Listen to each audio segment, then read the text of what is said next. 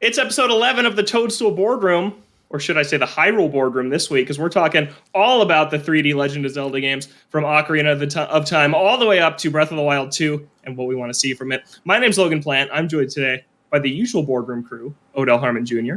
Hey, everybody. And Chris Shriver. Hello. And this is the Toadstool Boardroom. We're a weekly Nintendo podcast. We release Thursdays at noon Pacific, 3 p.m. Eastern. We usually talk about all the happenings of the Nintendo week news-wise. Right now we're talking about a lot of Splatoon 3. Looking forward to that coming out in September. So if you're here because you love Zelda, please join us for our normal show every week. YouTube, Spotify, Apple Podcasts. You can follow us on Twitter at ToadstoolBR, and you'll see whenever our show goes up. And you can send us an email with your thoughts about what's going on in the world of Nintendo right now at toadstoolboardroom@gmail.com. But this week, we're kind of hitting a pause button on everything that's happening right now in the world of Nintendo because we want to talk about Zelda. We love Zelda. It's weird this year we don't have a Zelda game, so Zelda has been on my mind a lot lately, specifically just thinking about all the 3D games. I've replayed 4 of them this year, just getting ready for Breath of the Wild 2. So we're going to kind of start at the very beginning, not of the Zelda franchise as a whole, but starting with Ocarina of Time, talking about our memories of the game, specific things that stand out, what we like, don't like about the game today. We're going to walk through each game all the way up to Breath of the Wild and maybe end a little bit with what we want to see from Breath of the Wild 2. Sound good, guys? Sounds great. Absolutely. Ocarina of Time released on the N64 November of 1998 in North America. It later had a Master Quest version that came out on the GameCube, which is very hard to find. It came with pre-orders of Wind Waker, and we had a copy growing up and regrettably sold it before I was old enough to know any better. So I don't have that anymore. And then, of course, it got the 3DS remake as well, Ocarina of Time 3D, in 2011. The first 3D Zelda game, I still think it's one of the best 3D Zelda games. Chris, what do you think of Ocarina of Time? I mean, it's one of the most important games ever made. It's one of my favorite games ever made. I have like a weird history with this game where I remember when it came out, and I remember my brothers playing it, and I was only 5 or 6 at the time when it came out, so I was still very young, younger than I think most Zelda players tend to be, or at least whenever you're venturing into your first Zelda game. I feel like it's always like it tends to lean a little bit older. And I think I really didn't grab it until that GameCube release. Grab it as in like understand it. That GameCube release that they put out when the Wind Waker HD pre-orders happened. I got Wind Waker. Just Wind Waker. Or yeah, I'm sorry, Wind Waker. When Wind Waker came out, it was my 10th birthday. And that was, my present before my present, which was probably the only time that's ever happened. It was like I told my parents that was what I wanted, and I was like, "Hey, if we go pre-order it, I get this other game for free that will keep me busy and will shut me up for the next month." What a steal! And I came home with it, and that was that GameCube release was the first time that I went all the way through it. I think it is. It's the game that kind of created the blueprint for a lot of 3D, quote, open world games, linear RPGs that we saw over the next 10 to 20 years.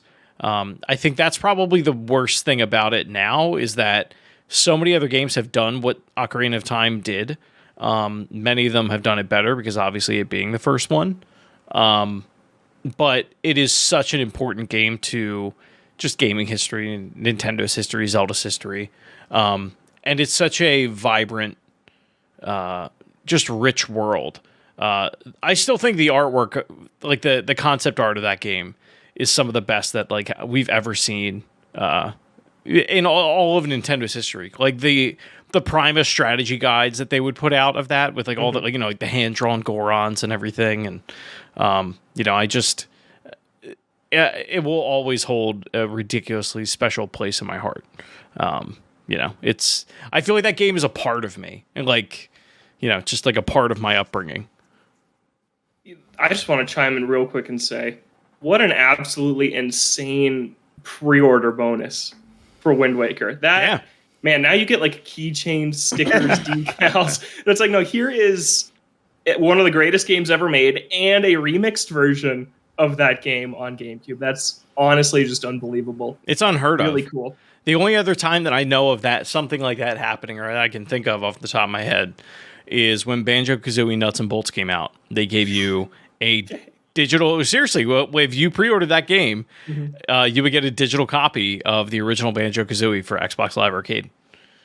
Well, I can share one that I know of, too, which is a game I always talk about on the show. Kid Icarus Uprising. You got the free code for the 3D Classics Kid Icarus. Ah, that's right. If you pre-ordered that game. Yeah. There's another example of that. There you go. Which is a really cool remix of that game, but we're not here to talk about that. Odell's going something. back to the shelf. I don't know what he's getting. To grab something. That's a pretty big box. Oh, no. I don't think that was a... I don't think that's a pre-order bonus. Oh, there he is. He's got it. Is that the... Oh, he's got the Zelda Collector's Edition, the Master Quest. GameCube. Mine's up in the attic. That's very cool. Yeah. That's very fantastic. You know, we actually got a fan request from one of our listeners to kind of have more cool Nintendo merch and stuff in our backgrounds. I record in my living room, so I can't really deck out my living room with all my Nintendo stuff. It's not in the background, but I dug that out. I felt like playing. What is that for our audio listeners? For our audio listeners, this is the Japanese release, Club Nintendo release of Tingle's Balloon Fight. So cool. For those that are not aware, there were three Nintendo DS Tingle games that came out. That was one of them through Club Nintendo. I forget the titles of the other ones. I have them all. Like those are also in my attic. But yeah, that which name I don't know, and then Balloon Fight being the third. Oh, you froze for a good 15 seconds there. What were the other titles? Tingle's Rosy Rupee Land was the first one. Right. And then there's a sequel to that. I don't know its title.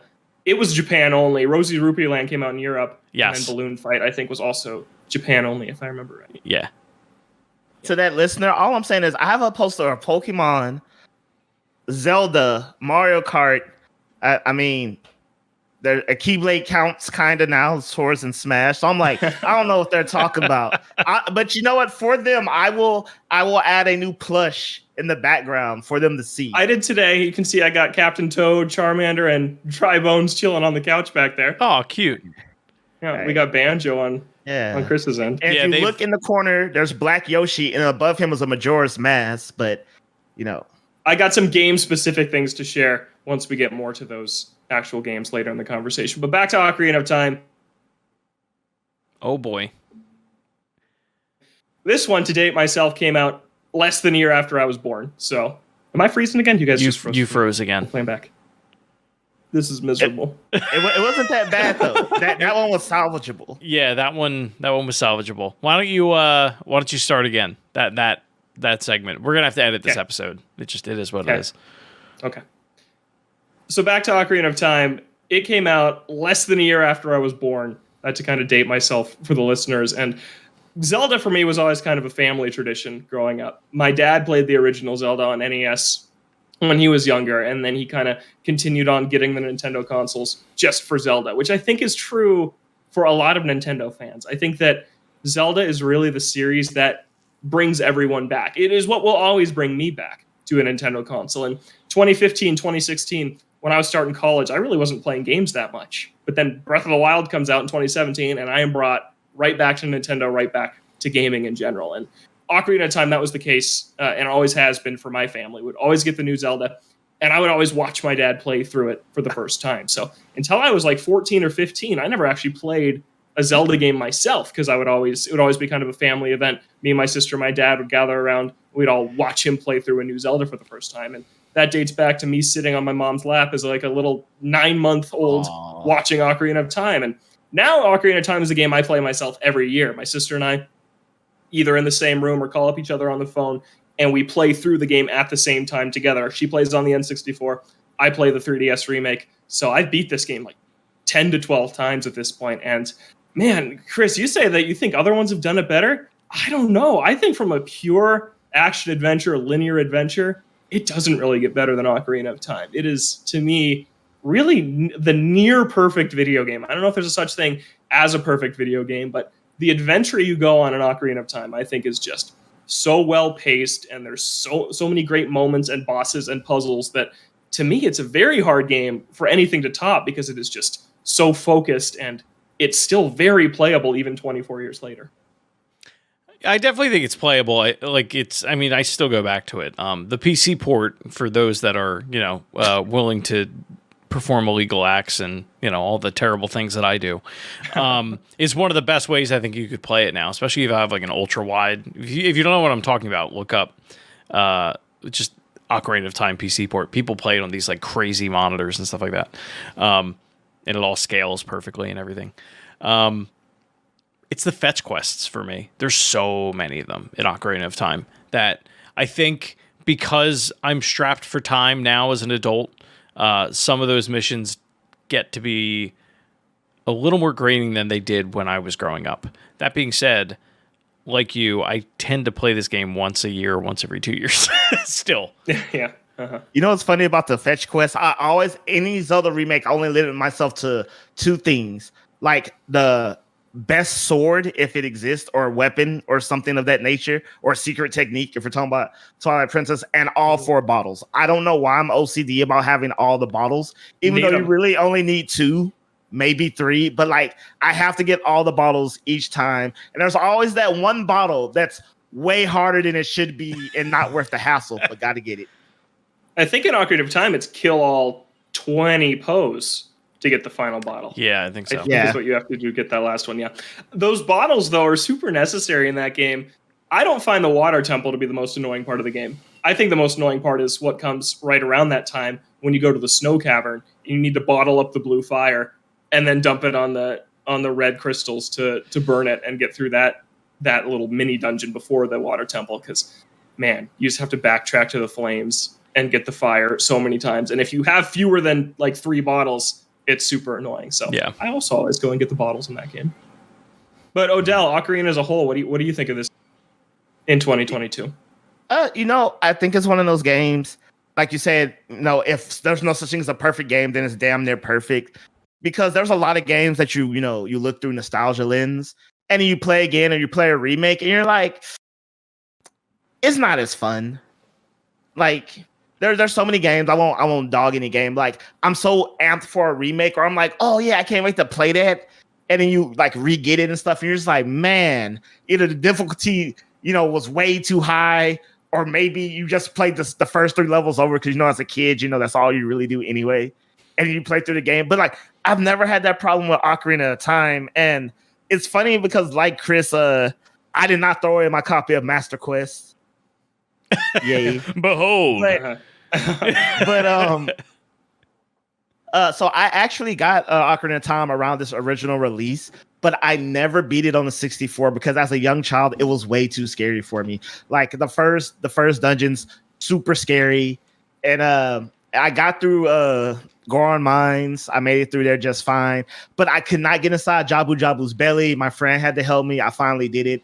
And I got to like Adult Link, but the world was legit scary.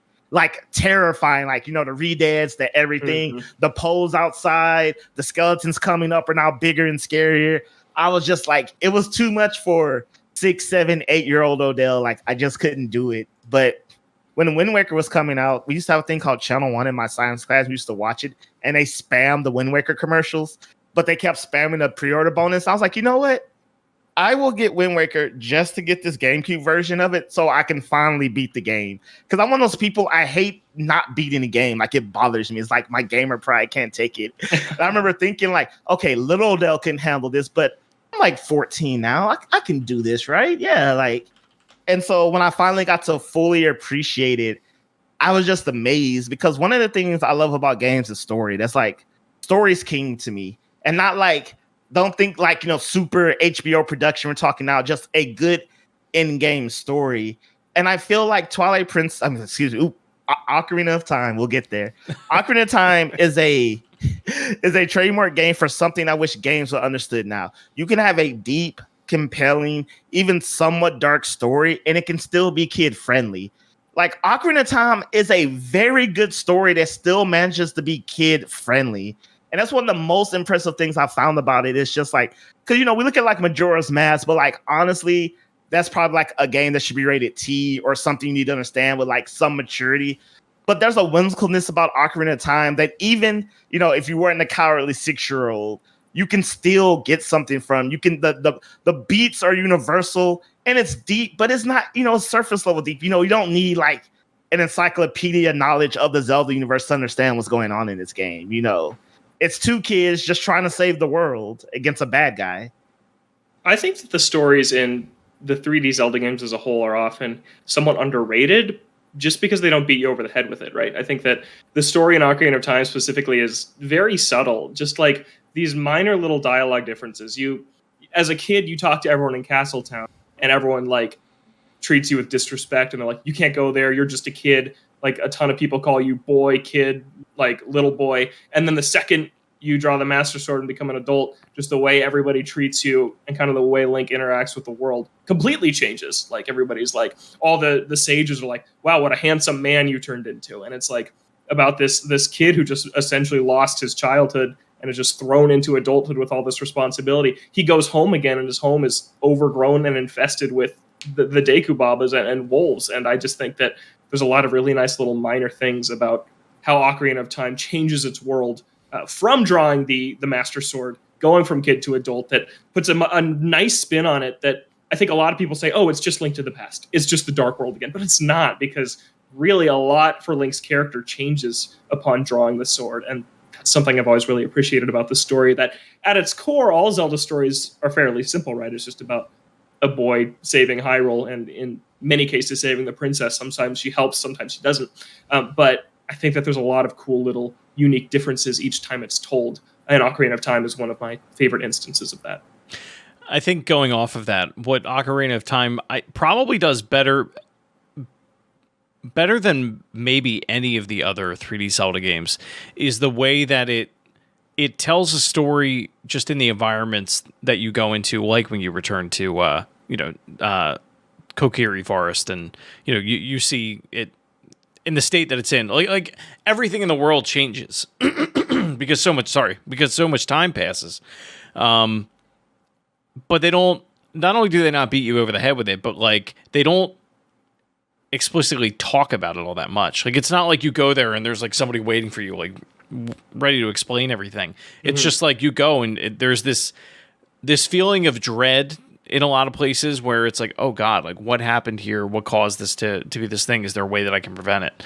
And I think it's what to lead into. I don't know if we want to wrap Ocarina of Time, but to lead into Majora's Mask, it's what makes that story so even more sad than it already is that that game opens up.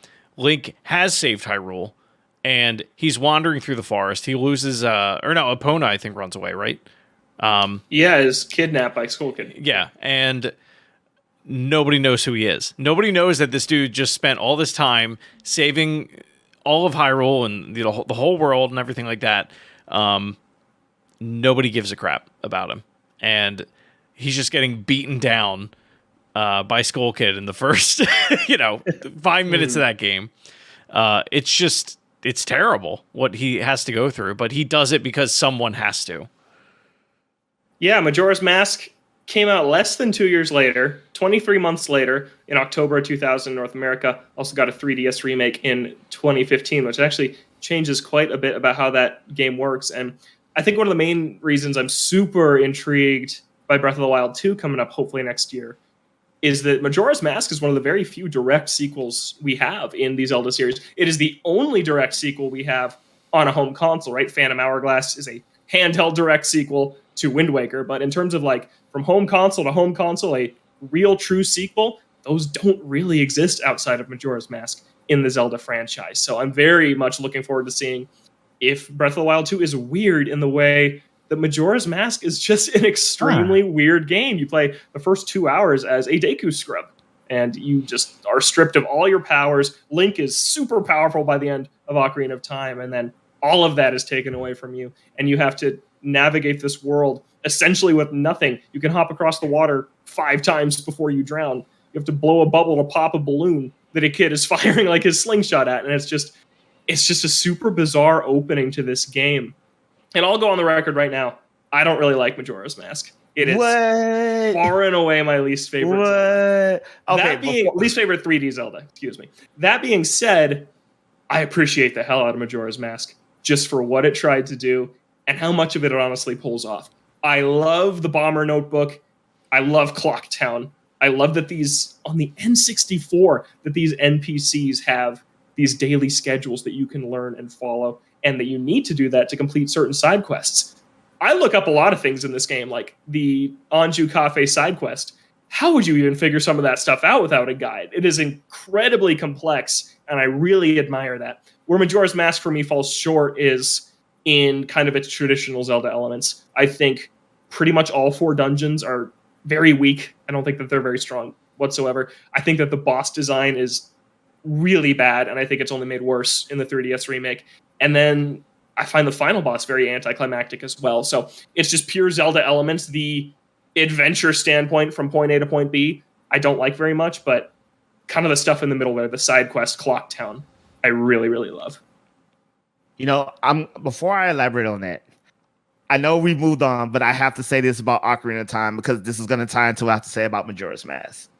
The one thing Ocarina of Time does really well in the Zelda series that I feel like it started off so strong and just got weaker with every release afterwards is the inclusion and importance of music.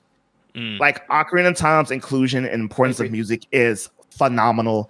10 out of 10. It's important in Majora's Mask. It's important but it gets a little less important each time till it becomes basically Skyward Sword, where it's like, yeah, this is cool. You get the and this ties into like what y'all saying about the kid and adult thing, like Saria's interaction. I say Saria. I don't know how y'all say it. That's what I call her. But her interaction when you leave the town and then when you see her again and they're connected by that song, it's just beautiful. But songs in all of Ocarina of Time is just like it's just amazing. Like, you know, the gimmick is the ocarina and they make music super important. All those songs are catchy. All those songs are timeless. And it's just something I hope the Zelda series goes back to in the future. Like, if one element I want music to be just as important as it was in Ocarina of Time in a future game. But it's not even in Breath of the Wild as an element. And there's barely even a soundtrack in which Breath is of the so Wild. What's there is very nice, but yeah. Yeah, I mean it's so weird. Like there are music cues in that game. There's not necessarily like there aren't that many tracks. You know, it's not like I'm not listening to dubstep remixes of. You know? Yeah. But you know, Majora's Mask is a game. So it's never like in my top 3 Zelda. But it's never like in my bottom 3 either, if that makes any sense. And I think, so I don't think the dungeon designs are weak. I feel like, because so many things in Majora's Mask is optional. That's what I think is his weakest point. There's so many things you don't have to do technically in that game. And I feel like that hurts it in a sense because that game only shines when you go out of a way to do everything you don't have to do. Like, you don't have to find the fairies in the dungeon. You know, you don't have to get all the items. You don't have to complete many of the optional masks to help you. I mean, you really don't. And but at the same time, I kind of appreciate that because so many games now like require you to like do extra stuff. But it's never worthwhile. It's like, do extra stuff just cause. Maybe we need to make the game longer. Maybe we want to lock an in-game item behind this. But Majora's Mask is like, if you take the time to do these things, your time will not be wasted, and it will be that much richer if you do.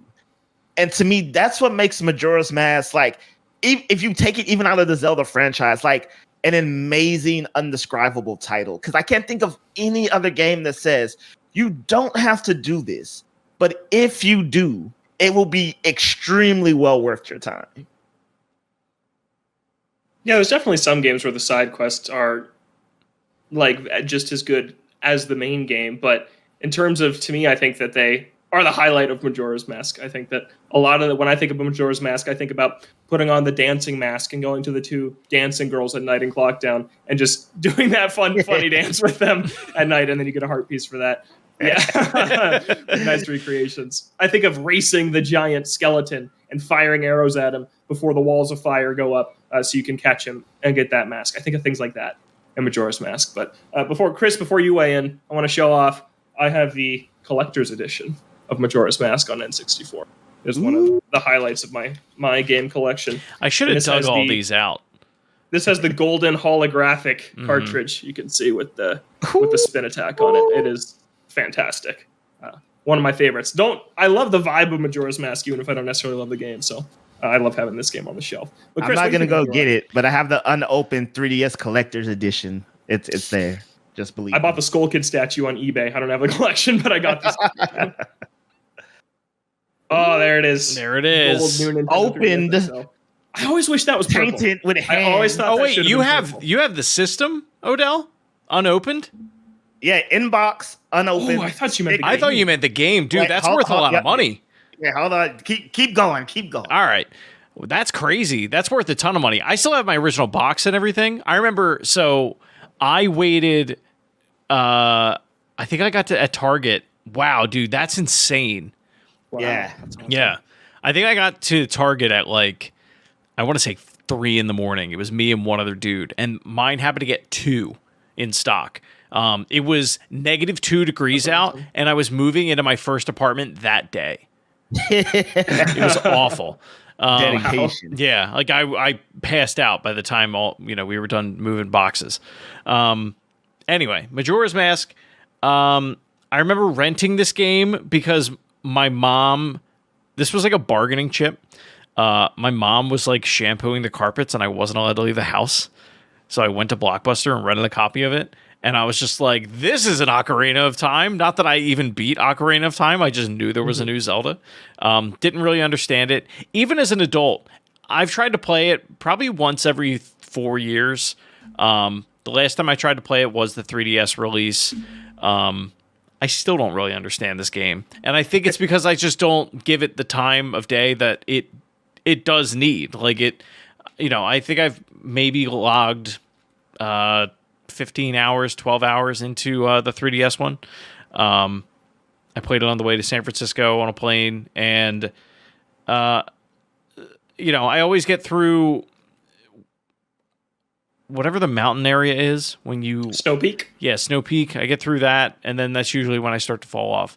I think it's just because I have like a bit of like ADD, and this game, well, like you have to remain hyper focused on the one thing that you're doing in this game, and Yes, if you do. start to trail off like to something else, it falls apart very quickly, and I have a really hard time with that.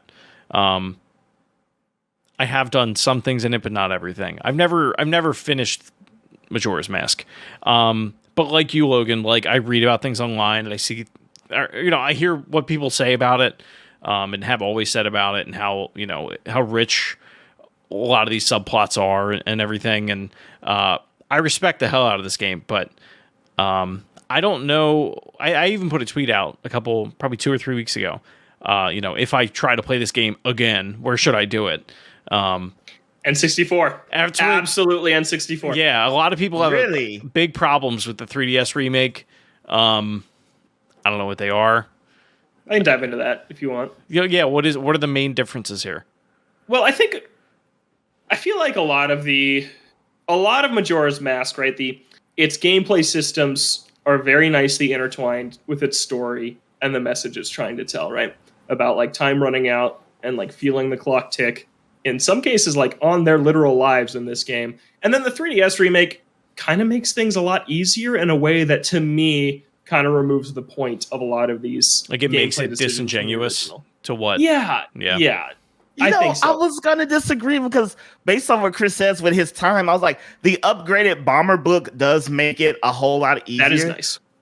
But it keeps you on track. Like if that's your problem, like it keeps you real time. It's like, hey, here's like your notebook. But it's like, hey, at 6:10, homie is in the field to the right running. At 6:15, he will be at his house. So that way you can literally be like, oh, this happens between this and this. Normally you just have to know by watching it. But it's like, if someone's like, it keeps things so streamlined to where, if if you're just trying to get that experience, but you don't need to get the like deep, thick in that the like mud discovery of like finding it on your own. Yeah, But to me, beyond even the conceptual parts of that, there are gameplay changes that are objectively worse. The Deku Scrubs jumping is pretty broken. You like struggle to make jumps that you should make normally in the original. I do remember the Zora thinking that swimming is ruined. The Zora used to be super fun to swim. Now he swims like the same speed Link swims normally, not as a Zora, unless you use your magic bar. It is just totally changed. They redesigned all 4 bosses, and they are all, in my opinion, significantly worse. Like, there's to me, so Aonuma worked on this game. This was one of his first big projects in the director's chair, and over the years, it kind of became clear he wasn't super happy with this game and how some of it turned out. And so I think with this remake, he went back and retooled a little too much of it, because I don't think he was a super big fan of the original, and it kind of shows. It's kind of a weird recreation of the original, and I think Majora's Mask is such an interesting game because of, right, it's a game about time, about rushing, that was created on a very rushed schedule. I think a lot of that comes across in the original. I think it's very cool. I just think it's the right way to experience this. I think the remake doesn't do the original justice, which is the opposite of Ocarina of Time 3D. I think that's the perfect way to play that game, unless you're doing a PC port like Chris's. But if you're playing a Nintendo released version, I think Ocarina of Time 3D is the best way to play Ocarina. But Majora's Mask, original, hands down, every time. I'm going to give slight pushback on all those points. Like, I agree with you overall, but there's some things like, I will say, I think Majora's Mask, excluding Majora, all those bosses kind of suck, honestly. Yes. So in 3DS, I'm just like, I'm still erasing the thing. Like, okay, the race boss fight, it was already just horrible. I hate that boss fight. Like, it's horrible in every recreation. So the 3DS, it wasn't like, oh, they made it worse. It's like, it's equally trash. Like, I commend them for doing something new, but I just wish I was whacking something with a sword, honestly. Last thing I want to say about Majora's Mask before we move on to Wind Waker, a game I think we all love, is that this is a game, like, when I reflect on Majora's Mask, I think it's a very, very cool thing. When I play it, not super enamored with it, but when I think about this game coming out in 2000 and how ahead of its time this game specifically was, look at the last 3 years. It has been time loop palooza with The Outer Wilds, Deathloop, Returnal, all these games that are attempting their own iteration of a time loop and Deathloop, like a schedule, like NPCs are here at these times, that Nintendo did on the N64 20 years ago. Like, to me, it's just a crazy game. It is so different, not in Hyrule, in this bizarre world, reusing the characters from Ocarina of Time, but they're all different, I think, is a brilliant choice that I love. Like, there's a lot that is just really, really cool about Majora's Mask. There's a lot about it that everything on paper, like, should indicate that I love this game. And I'll try it again this year for this show and, for my own Zelda brain, but like, it's the gorillas of Zelda games. And for some reason, I'm just not like, I'm not in Feel Good Inc. It's just not happening. Yeah. And I played it earlier this year, played the whole thing with my friend Zach from my other podcast. He really likes Zelda. He's been getting into it the last 5 years or so, but he gets very stressed out by timers in games. He can't play Persona 5 because of the timers. He couldn't play this because of the timers. So I'm like, okay, play it with me. I know what we have to do. You won't be stressed about the time once, right? You learn the backwards song. At the start of each 3-day cycle, we would literally in a notebook plan out what we were going to do so we wouldn't get distracted. And we just streamlined the heck out of that game. We used guides online. We didn't figure out everything ourselves, but that was a fun time. But it is obtuse. It's tough to get in you. They don't tell you. They don't tell you about anything. The song that slows down time unless you talk to that scarecrow in the observatory. It's like you could easily miss that. But yeah, it's he teaches you 3 songs, 2 technically. Yeah, I agree with you, Odell. The Ocarina songs in that game are not good. The songs are not catchy compared to the songs in Ocarina of Time at all. But let's move on to The Wind Waker, which came out just 2.5 years later. Man, don't you wish that these big games still came out every 3 years. It's crazy. Wind Waker launched in March of 2003 for the GameCube, eventually got a Wii U remake, I believe in 2013, that or 2012 that changed a lot of things about it. So let's get into Zelda: The Wind Waker. Chris, you can kick us off with this one. Oh man, I'm 10 years old. The Wind Waker releases. I blow out my birthday candles and I'm ready to open it. And what happens? I poop my pants at the kitchen table. That is a real thing that happened to me on my 10th birthday. I thought you were just like figuratively speaking, forgetting the Nope.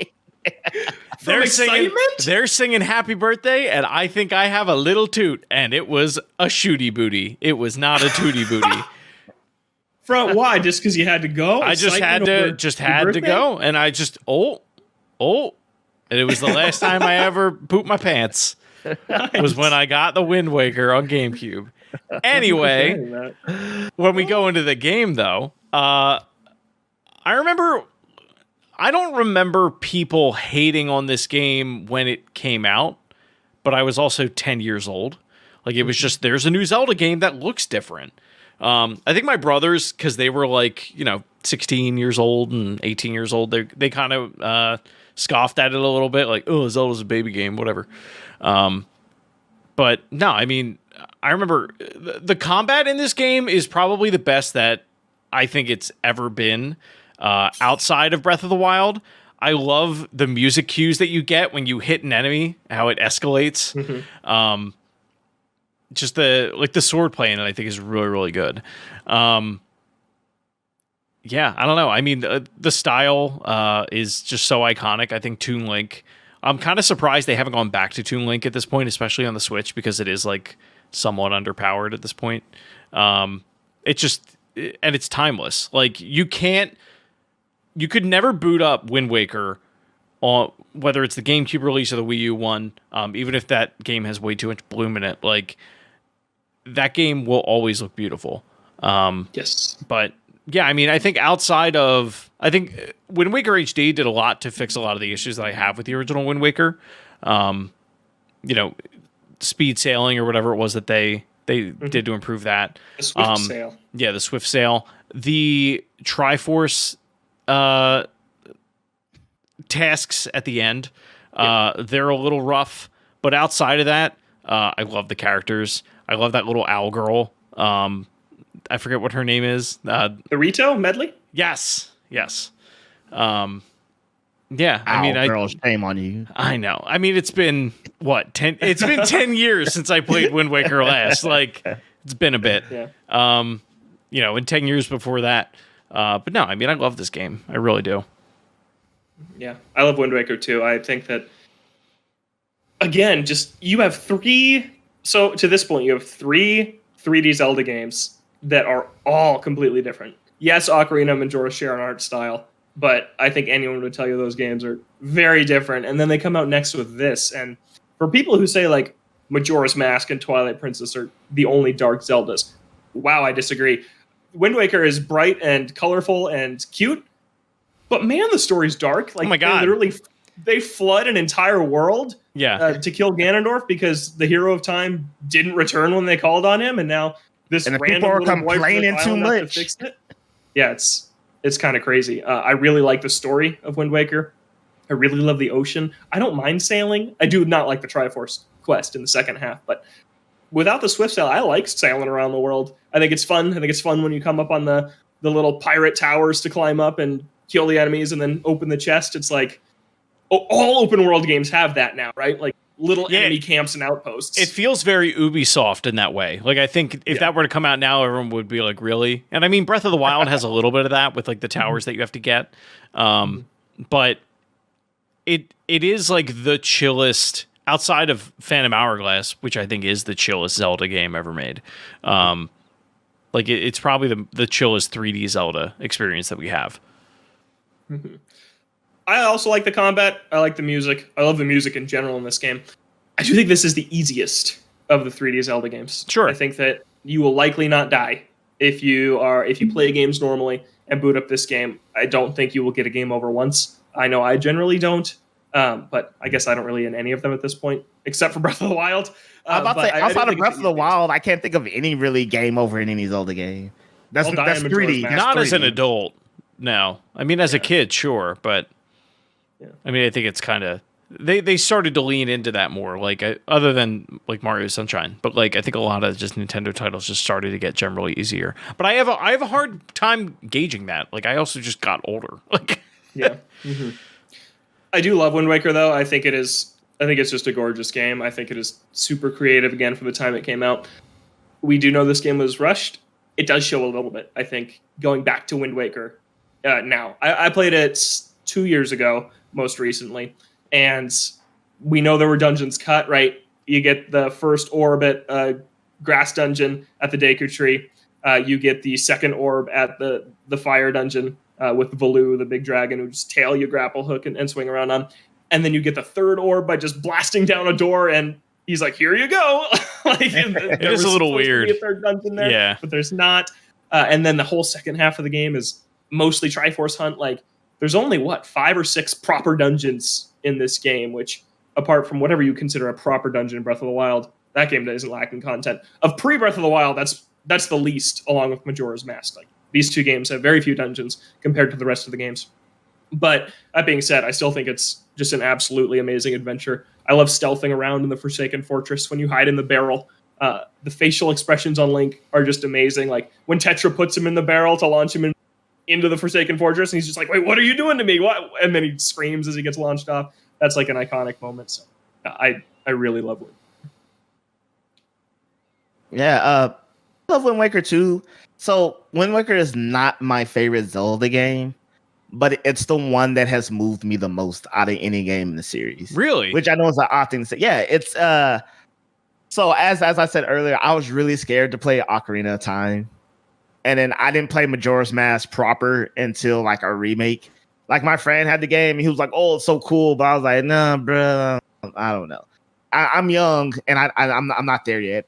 But so Wind Waker was a game that was heavily. Well, let me back up.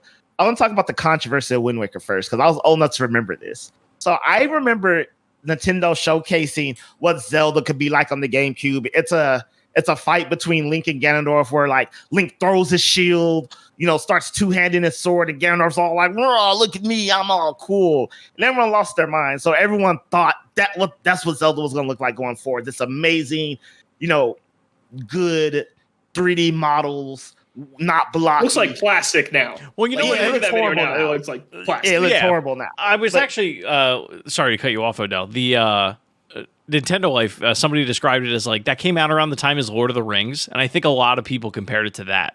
Like people, that makes sense. People wanted it to feel like a Lord of the Rings movie, and it wasn't. So they got all bent out of shape about it. Yeah, and so we finally get the Wind Waker trailers and commercials, and people are like, "No, this isn't this hyper realistic, dark, gritty. It's cute and cartoony." But I remember thinking like, "Oh, thank God, because I can play this now. I can play this without like freaking out because dark, grueling games scare me. Not anymore, but at the time, sure." And so this was like my first Zelda proper. Like I beat Ocarina of Time with the pre-order already and stuff, but like the game was so fragmented for me. Like I played it when I was little, played it at my friend's house, and then finally played it on the GameCube. But this was like, brand new to me, fresh. And the story of like, so I'm an impressionable teen. I'm 12 to 14 at this time playing the game. And the story really resonated with me because Toon Link is the only Link who was not already a hero at the beginning of the game. The only Link. The only Link who was literally not a chosen hero. He was just a regular kid who wanted to save his sister, and that's precious. And there's just a great shift in tone in that game when the King of Red Lions looks him in the face and has a one-on-one. He's like, "Look, Link, bro, there's some real big stuff going on. Like I had you help me under false pretenses, but I'm gonna be clean what's really going on now. Do you want to help me? You can walk away. We're good." And Link's just like, "No, man, I'm in it for the ride." And just to watch him literally go from like scared kid to someone being worthy of the Triforce of Courage is just indescribable to me. Yeah, I do love the kind of the well said, beautiful speech, Odell. I do love the kind of the actualization of Link as a hero.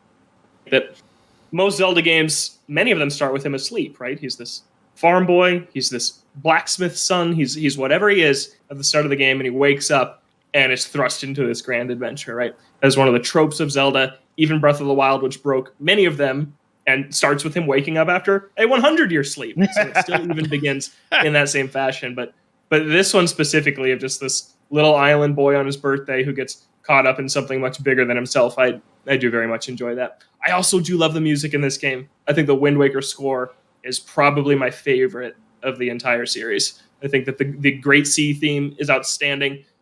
I love Makar, the little Korok who plays the fiddle. He is my favorite Zelda character of all time. No joke. He is my favorite Zelda character. I have something else to show off on camera here if you're watching our video version. My sister made this. She made this from scratch herself. That is so cute. Little plush Makar. He's got his face sewn on. He even has, this is the accurate pattern of his face in the stitches here. He's got 2 little button eyes. But yeah, she made this for me for Christmas a few years back. That's awesome. My favorite Zelda character is absolutely Makar. I think he's just wonderful and adorable. And then Korok's made a big comeback later down the line, which I was thrilled about. None of them will ever top Makar. He's the best. This is the Toadstool Boardroom's 3D Zelda retrospective. Logan Plant here with Chris Schreiber and Odell Harmon Jr. And we had to take a unplanned break because Odell lost power. Hopefully you didn't lose your courage and wisdom, Odell. But we were talking about Wind Waker here. And thank you. I thought of that like 6 hours ago. And I was like, I got to bring this back in with that. You're so cute. Odell, you were talking about Wind Waker and how you like how it portrays Ganondorf. Yeah, one of the many things why I say, Wind Waker is not my favorite Zelda, but has like just the most special place in my heart is one of the few games that actually humanizes Ganondorf. He's always been this big bad and he's evil. Don't get me wrong. I'm not trying to say it makes me think like he's good, but this is the only game where you see his side of the story where he even self-reflects. And, the wind motif is always there when he's like, man, when I grew up in the desert, the wind only brought suffering and death, the harsh heat. But when the wind blew over Hyrule, it was always luscious and full of life. And he's like, I coveted that wind. He says, he basically was jealous that Hyrule had everything that the Gerudo Desert didn't. And, maybe at some point, all he wanted was just to be part of Hyrule, not seen as an outsider or anything. And because when you think about it, when he gets to Triforce, he gets all the pieces. He doesn't kill Zelda. He doesn't really hurt anyone. And his wish that he is going to make is just bring back the Kingdom of Hyrule. Bring it back into the sun. And when you really think about it, that's really not a bad thing. I mean, yes, you could argue he's holding on to the past and all that, but he's not wishing for destruction. He's not wishing to be the overlord. He's not wishing for all power. His wish was literally going to be back, just bring back my home. And I'm just like, man, that's something. And then, of course, the battle with him is great. Zelda receives the greatest pin slap in video game history over the course of that battle. And I love it when you give the final blow, which I think is probably the best Ganondorf death to date. He just laughs, and his final words are, the wind, it is blowing. And I'm just like, man, that's a level of good video games I have not seen in a while. Yeah, I was, 5 years old when I first saw this game, and not my earliest memory, but one of my earliest clear memories is watching my dad finish Wind Waker and plunge the sword into Ganondorf's skull. 5-year-old Logan was like, oh my God, this is the greatest thing I've ever seen. I think that's probably the moment I became a Zelda fan for life. Like, I remember it so vividly when it happened. I also remember very vividly the first time when Hyrule Castle underwater comes to life and you have to fight all the dark nuts in that section. I think those two moments for me are just the really high memorable points of Wind Waker. I also really like Tetra. I hate how sidelined she becomes the moment it's revealed she's Zelda, and then it's like, all right, see you at the end of the game. It's like, I don't love that choice for Wind Waker, but otherwise I do love the story like you were talking about when Hyrule is its ending and the king and Ganondorf kind of just stay behind and they're like, yeah, we messed up. We made some mistakes here along the way. I do really like that ending, and it's kind of the passing of the baton onto the new leaders of Hyrule in Link and Zelda, and I think that's very nice. Chris, anything last to add on Wind Waker before we move on here? It's dope. It is. Maybe we should have just said that. Maybe we should have just left it at that. Let's get on to another game that's maybe some of our favorites on the panel. Some of us. That's Twilight Princess. Came out dual release, GameCube and Wii, although I think the GameCube version came out a few weeks later. The Wii version came out in November of 2006, and then it got a Wii U remake, Twilight Princess HD, based on the GameCube version of the game. And Odell, I know you and I specifically really love Twilight Princess. Yes, it is my undisputed favorite Zelda game. I truly love it. And so it's weird. Anytime I say I love this game online, people always come at me like it's the weakest entry in 3D Zeldas. And I'm like, how? Like, maybe you don't like it, but how is that true? I mean, best dungeons, like top tier story. It's the dark Zelda that I feel like everybody said they wanted. I guess the wolf sections are love it or hate it. I'm cool with them. I don't have any big problem with them. But no, when it comes to like dungeon design and fully realized Hyrule, I feel like Twilight Princess sits at the top. This is the only Hyrule where the locations feel natural and not just like, yeah, here's a lake, there's a desert, here's this mountain and forest just because we need it to be here. Like, it organically flows. It feels epically big. And I know people don't like the word, but it feels big. Yeah, okay, yeah, it's not Breath of the Wild big, but it truly feels like a huge world. And I mean, I just like it. I don't see how anyone who loves Zelda could not like this game. And to me,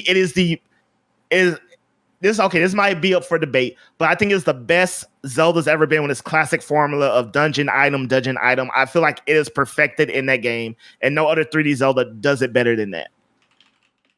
Chris, where are you at on Twilight Princess? I like Twilight Princess a lot. I wanted to... Okay. So, there's a story... I don't know why I'm telling stories with all these. There was a kid I was in choir with that I remember him telling me, like, oh yeah, I beat Twilight Princess in like 12 hours. And like, which like plenty of people have done. The speed, I had to look up the world record speed run. It's like 2 hours and 51 minutes. But I was so insulted at this man.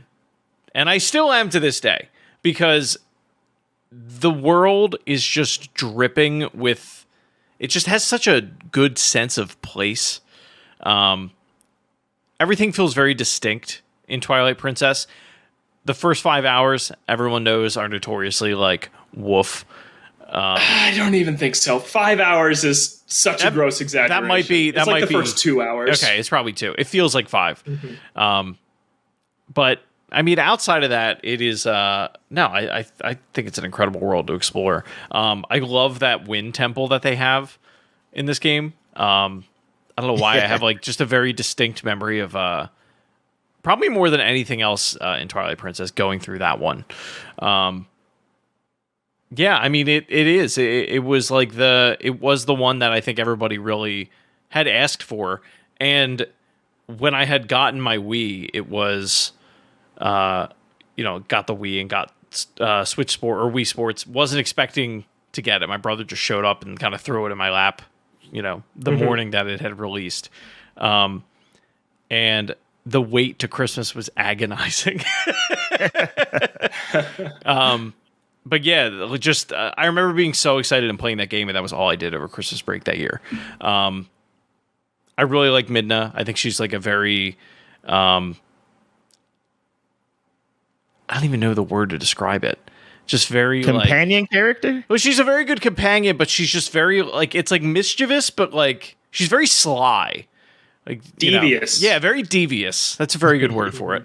Yeah, you were always just interested to get to know her more, which is something that I think we really had a hard time with Navi. It was just like Navi is just this ball of light that's just kind of yelling at you the whole game, whereas it was one of the first times, I mean, outside of the King of Red Lions, because like he's kind of a jerk, like, or you find out he's kind of a jerk, that you really like start to empathize with this character, and then by the end of the game, you're just in tears, like, because everything that happens.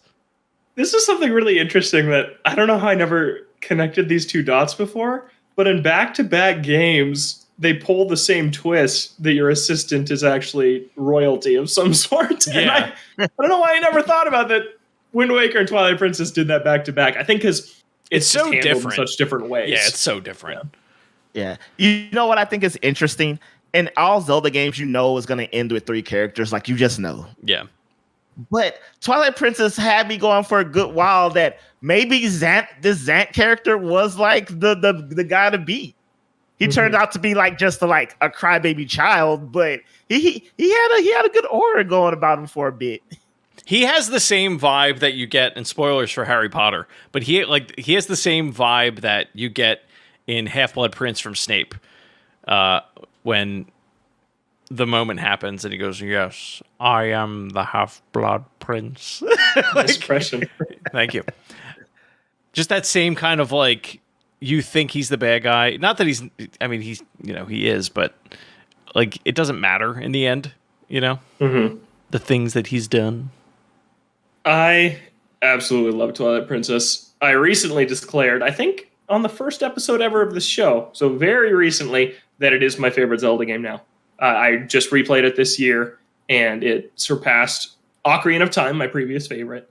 And this game, Aonuma, right, at the time, I believe he said, I wanted to outdo Ocarina of Time. And I believe in many ways they did. Nintendo did that with this game. It truly is a sequel to Ocarina of Time. It is very much the same Hyrule. Like, it is laid out very similarly to Ocarina of Time's Hyrule. You go in the same order: forest, fire, water, to kick things off.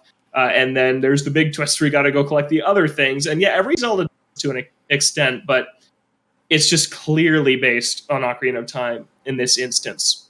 And the first half of the game, I think, is very good. I don't think it drags nearly as much as a lot of people seem to. I don't like the required wolf sections when you have to gather the tears of light from the insects to restore light to the 3 areas. That is by far the weak part of that game to me. But where Wind Waker drags in its second half, I think Twilight Princess picks up in its second half. And I think from the moment you head to the desert for the first time to go to Arbiter's Grounds to the end of the game, I think that is the best sequence in any Zelda game ever. That's with the mirror, I think from that point on, that is the mirror. Yeah. And the last sequence, time you get an actual unique item in a Zelda game that's cool. Like, I can't think of any Zelda that's like, here's an item that hasn't been in any other game that actually is cool and you use. And that is where I was going to go next with this. It is, we see 4 items that are never really revisited in this second half of the game. You get, at Arbiter's Grounds, you get the spinner, which has some pretty cool puzzles in that dungeon, and then a few out in the rest of the world. You get the ball and chain, which just, I think it's the funniest animation in Zelda, when Link just reaches into his pocket and pulls out this hulking ball and chain. I think that is just hilarious. And then you get the Dominion Rod, which I really like some of the puzzles that leads to in the Temple of Time. There's a dungeon that's the Temple of Time. How cool is that? That is just amazing. An amazing payoff for Zelda fans, that this place you go to time and time again in Ocarina of Time is now this explorable dungeon with a super cool mini boss, a really good boss at the end of that.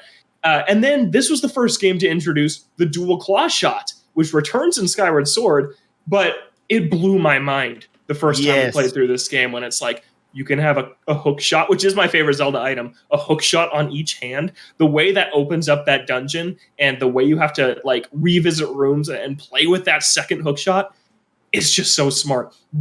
The dungeons feel huge in this game. Like, they just feel like these just enormous establishments that when you're in them, it feels like they existed for hundreds of years before Link stepped into them, and it feels like they'll exist for hundreds of years after. Like, I just love the vibe in these just colossal dungeons in Twilight Princess, where in games like Skyward Sword or even Wind Waker, it's like, it feels like, yep, this is just a Zelda dungeon that was built for me to come and solve these puzzles. But Twilight Princess, it's like you are entering these ancient temples, and I just love the vibe of that. I love the characters. Their character design is super weird and bizarre. Like, the humans in this game look super weird. Like, the character really unique, and I personally like it. I get why some don't, but yeah, everything about this game.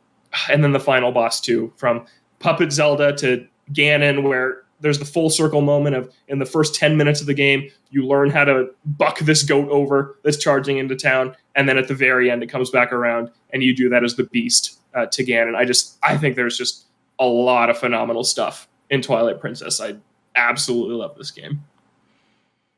You know, similar to what you said, the Temple of Time, Hyrule Castle is a temple, but it's like literally just like it's not like some dark manipulated. Ooh, it's honestly just the castle. I really like that. It's not like evil took over. It's like no, this is how it probably would just naturally be. It's just bad guys in it.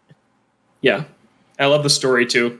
Midna's probably the best developed Zelda character in the entire series from a story perspective. I would say. I think her story is very compelling. I really like the Link in Twilight Princess. I really love learning Chris in the first half of our episode said Wind Waker is his favorite combat. This is mine. I think learning the hidden skills from who is believed to be the hero of time. I was going to say the hero spirit. True. Yeah, they've all but said that that's him. I love how that changes combat and just some of the cool moves that were never seen before and really never seen again. Like I love the mortal draw where like Link's got his hand on the sword and then he draws it. If you do it with the right timing, you get an instant kill. I think that's super satisfying. Like, yeah, I think just everything in this game comes together.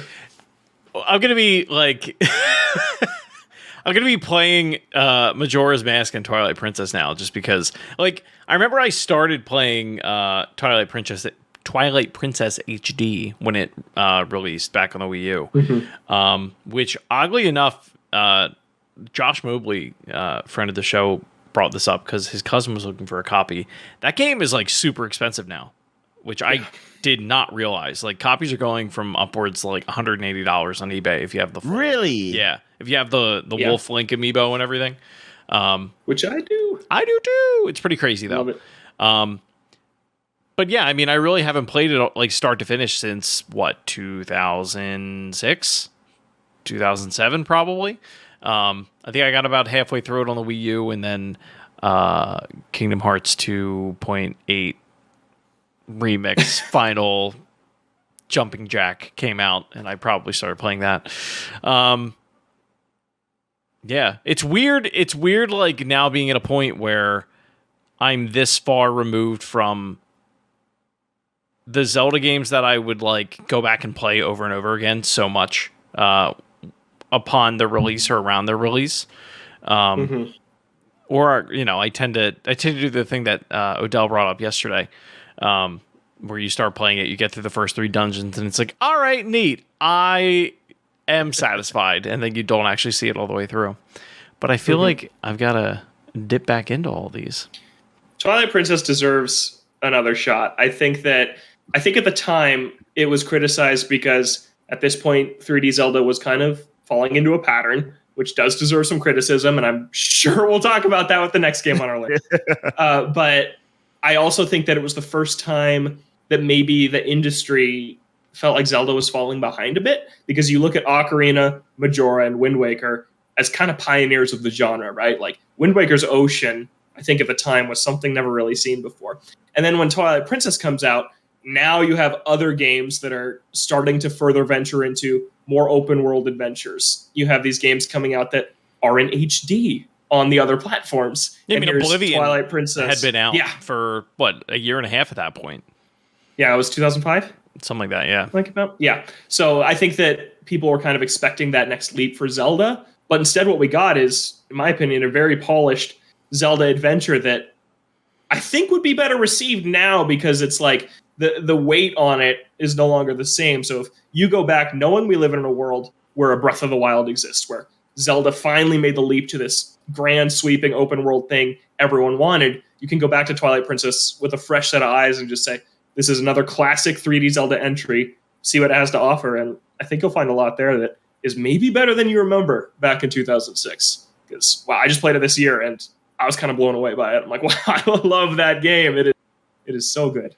Now, hearing you say, I'm sorry, my bad, but hearing you say that just made me realize something.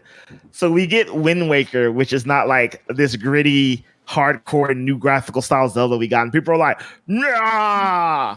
And then after that, we get the gritty, new graphical style Zelda people thought they were going to get. And they're like, nah. Like, what did you want? What's weird, though, is like I feel like Twilight Princess hasn't really had that moment that Wind Waker had, where, you know, 10 years after the everybody got it. Yeah, everyone was like, oh my God, Wind Waker was so revolutionary for the time. Like, you know, I played it when it first came out, and I loved it. Like, you know, not everybody was, you know, at least it seems that way, or that's what people talk about on the internet. You know, like I said earlier, like I never encountered that many people that hated on Wind Waker, but just, the zeitgeist of the internet.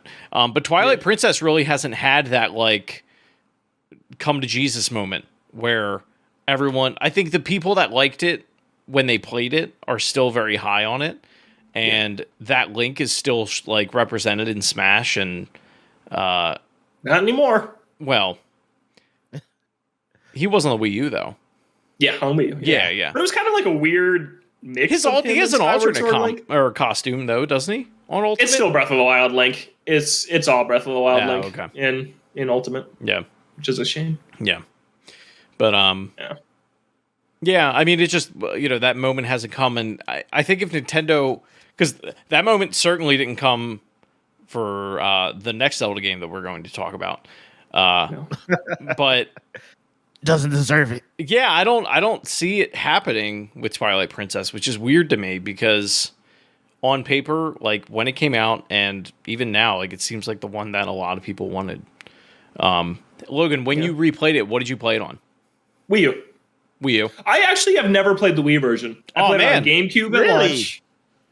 My family didn't get a Wii until like a year after it came out. Okay. So we got Twilight Princess GameCube.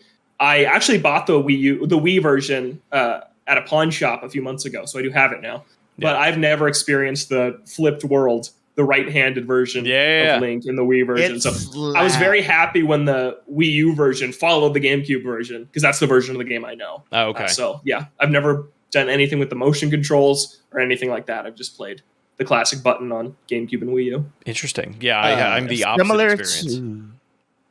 Similar to Metroid Prime 3, which I don't think any of you played. It's a game that utilizes the Wii motion control so well that it's hard to believe it's Wii motion controls. Yeah. That's opening doors in that game is amazing. In Metroid Prime 3? Yeah. Yeah. I want to have a Metroid conversation. Yeah, you stick it in and you turn it. It never gets old because it feels like you're really doing it. It's so satisfying. But my final thing on Twilight Princess, I guess, is, Chris, you said it hasn't really had that kind of moment where it came back into the limelight, and I'm not sure a Switch port would do that. I think that Wind Waker, was revolutionary for the time. Twilight Princess wasn't. It was a refinement of the 3D Zelda formula. Yeah. I think it's the perfect Zelda game for hardcore Zelda fans like myself, which is why I think I love it. And maybe people who say, like, oh, Breath of the Wild's the best, don't love this one as much. But my favorite type of game in the world to play is these linear 3D Zelda games. Like, I just love the puzzles, I love the stories, I love the journey, and I think Twilight Princess does it the best for me, specifically in that second half. Another thing I wanted to mention is the second half is also when you draw the Master Sword, and that's when you get the ability to swap between Wolf Link and Human Link at will. It's your choice, and that also, once again, opens up just a ton of cool puzzles and things that happen. I loved it. Twilight Princess is the Zelda game for Zelda fans, I think. And I think I'm happy with that where it is, and I would really love it on Switch. I still really want these two last games we talked about on Switch at one point. But the elephant in the room we've been alluding to a couple times, Skyward Sword came out on Wii November of 2011, just a year before the Wii U came out in 2012. And last summer, it got a Switch HD port, Skyward Sword HD, which also added button controls, where you use the right stick to control the sword instead. This game, I felt like, was reviewed very well at the time, and then I feel like the fans turned on it pretty quickly. This one is kind of, I think, the black sheep of the 3D Zelda franchise. Chris, what do you think of Skyward Sword? I know you have some takes to share. I wanted to go back because I knew Rich George reviewed it back in the day Gave for it a 10 IGN. on IGN. Gave it a 10 on IGN. I think a big reason for that at the time was that, we were towards the Wii's life cycle, and we were just like desperate for any content at all. Yeah. And there it was, lo and behold, Skyward Sword. I love the aesthetic of this game. I love the music in this game. I love the relationship between Link and Zelda in this game is so freaking pure. Like, you can't play that first like opening segment and just not get those like just like little butterflies in your chest, of watching like any oh my god, what is the the phrase that I want to use. I almost said "come to Jesus," but it's not that.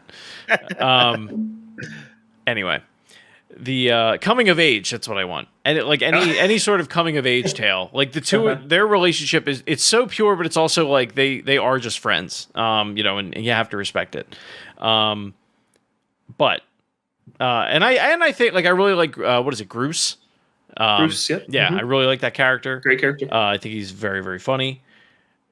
But man, I really don't like Vi at all. I really don't like the dowsing system in this game at all. I really hate how on the Wii version they constantly tell you about, oh, you got a rupee and it's one thing, and every time you reboot the game, every single time, it's the worst. And they fixed it in the HD re-release. But what I want is the perfect blend of the two, where the game was designed for Wii Motion Plus in mind, and without it, it suffers. I really feel like it suffers. It doesn't feel right. Have you played the motion control version on Switch? I have Really? Because I thought it was good. I thought it worked very well. I have the same problem with Skyward Sword, and really any Wii port that they've put on Switch that I have with Mario Galaxy, where there's no IR sensor. That'll you always have to recenter it, and it drives me insane. Mm-hmm. It's just always a little bit off. Say what you will about the Wii sensor bar, that was super accurate. That was a great integration, and I can't believe that they haven't just said hey, we're selling a Switch sensor bar for $10, $20, whatever. It plugs in via USB. It works with all of our our ported games. I would love that for that console, because I think it would really improve the experience of a lot of these older titles. But every time I've tried to play Skyward Sword, I've just gotten frustrated, specifically around the controls. I started playing again on Switch, got to the first fight with Girahim. Yeah, I was telling you about this yesterday. And it just doesn't, I just can't wrap my brain around how that game controls at all, really. At least with the controller, using that thumbstick option. As much as I want to love this game, I want to love this game probably more than any other, not just Zelda game, but game in general. I go back to it at least once a year and try to play it. I can't say the same about Majora's Mask. That's probably, those stretches are farther between, and every time I just get disappointed because it never feels quite right for me. This is another one I revisited earlier this year. I said I was just on a huge Zelda kick back when I still thought Breath of the Wild 2 was coming out this year. I'm I'm going to play them all this year. And then I was deflated a little bit after the delay. But I really am glad that Skyward Sword HD exists, because this was a game I kind of dunked on for the last decade, to be honest. After this thing came out, I was like, this is the worst Zelda game. It's not even a good game in general. It has just a ton of problems. And I very much have turned around on it. This is not really a game I would recommend to someone, especially a non-Zelda fan, to play. I have friends who have only played a couple Zeldas. They're not super into the series. And I'm like, okay, well, the games that you should play, A Link Between Worlds is the one I tell non-Zelda fans to play. I think that game's fantastic. But this is one I'm like, if you're a hardcore Zelda fan, as the three of us are, you owe it to yourself to see Skyward Sword through to the end. Because if you can get over the hurdles, there is a good game in there. And I think that the Switch version does a very nice job at removing, to the best that it can, based on the game it started with, the barriers that are there. The opening is way more streamlined.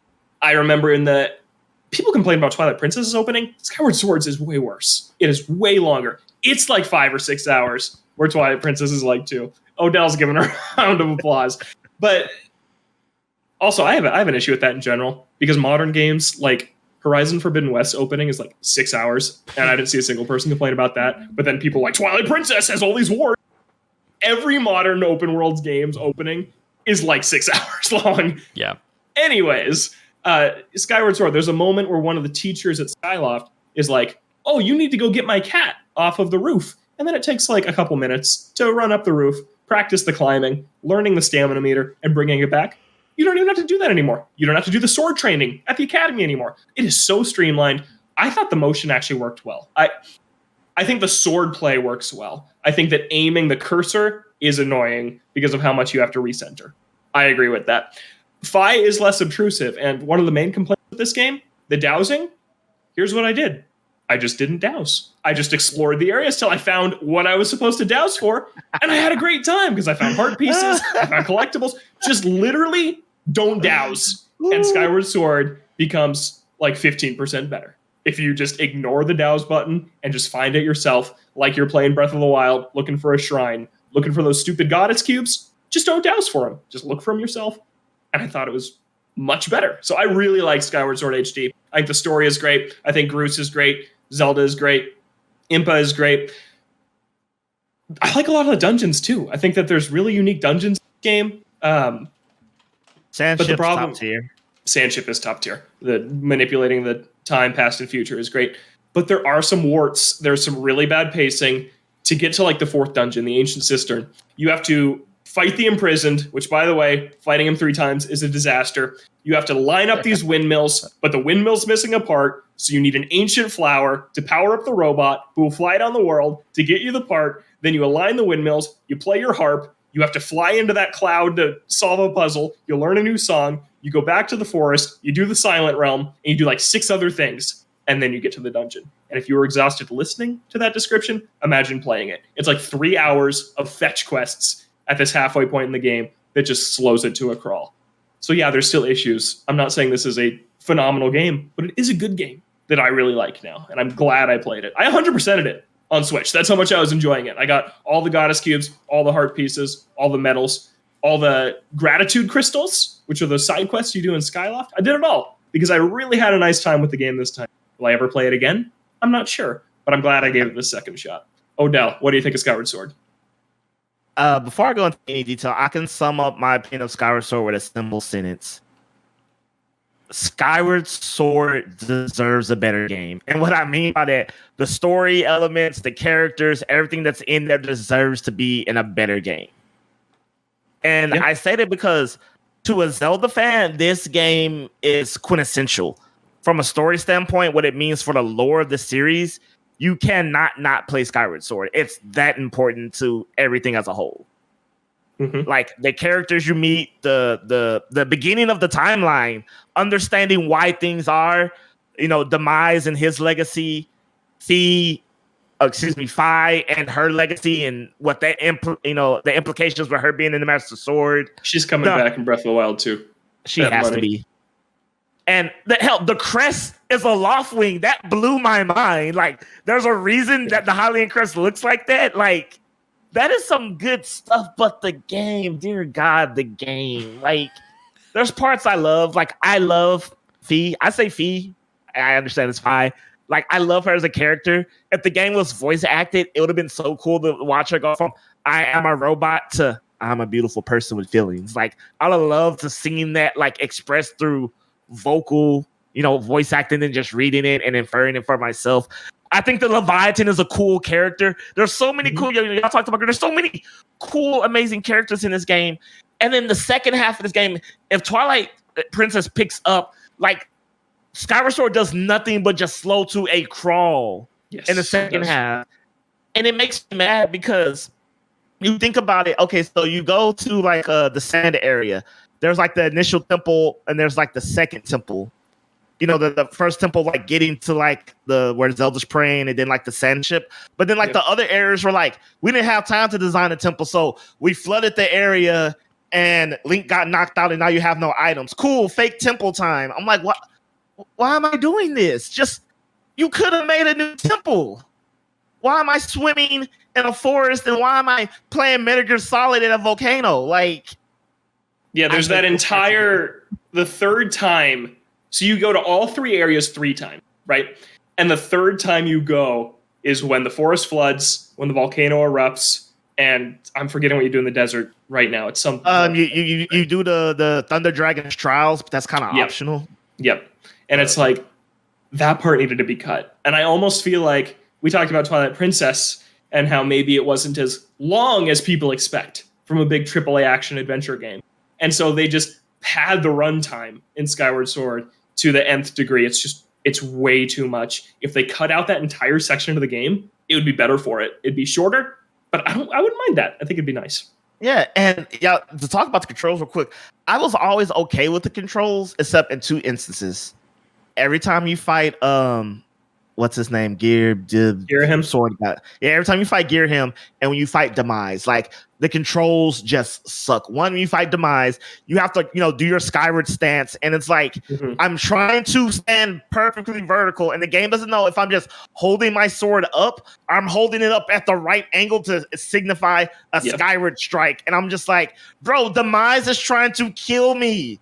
Just anytime I point my sword up, assume it's a skyward strike. I'm not just wagging in the sky. That's just it. Like I felt like the amount of times that I was fighting the game instead of fighting the enemy in the game was like it was way too high. Like it shouldn't happen as much as it does in this game. And I mean, it's why I've never finished it. I have no idea what happens in this game too, because like I feel like one day it's good. Like I feel like one day like I will have that moment where it does click for me and I do see it through, but I have done everything that I can over the last like 10 years or however long it's been to avoid spoilers for it.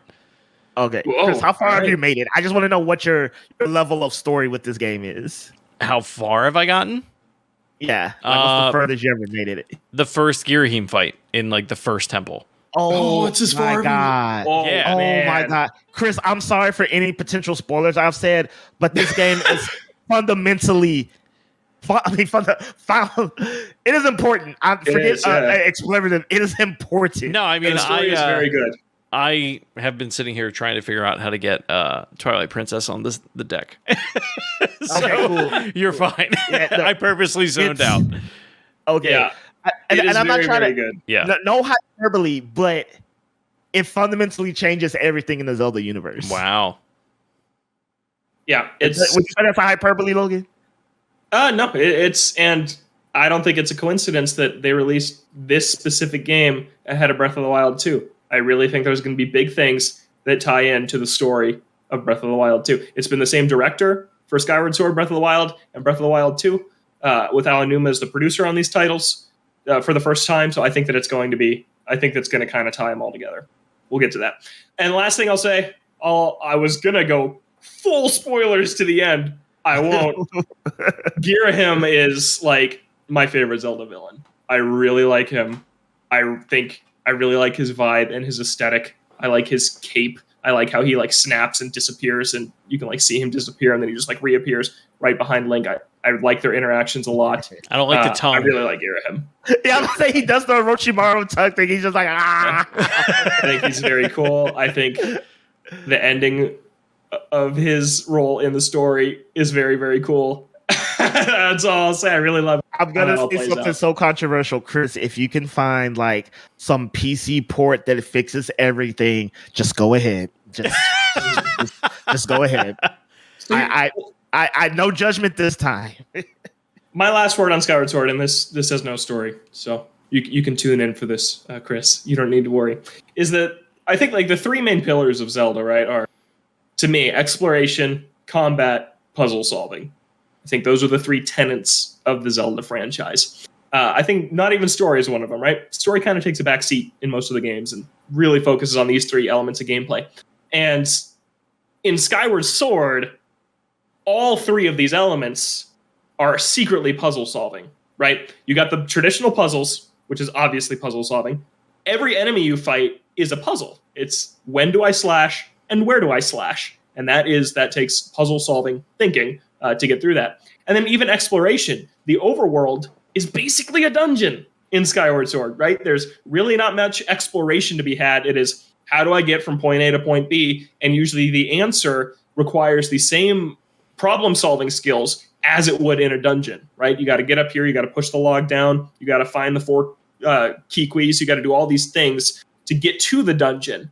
And I think that I kind of like that because puzzle solving is my favorite element of Zelda, but I think it can get exhausting for a lot of players because that same kind of corner of your brain is what's turned on the entire time you're playing Skyward Sword, is the puzzle solving part of your brain. Because that entire game is a puzzle.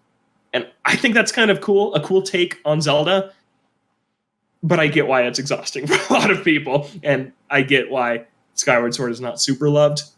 But I like it a lot now. So yeah, it passed Majora's Mask for me on this last replay. I really enjoyed Skyward Sword. I will give all of these games that I have either not played in a while or have not finished another shot for everyone listening and for everyone on the show. One more quick fun fact. I have the gold Wiimote, like Me too. in box. I have it brand new. Nice. I have it brand new in box in my attic. That's awesome. Yeah. That Wii Remote's amazing. Yeah. I got a fun fact for y'all too.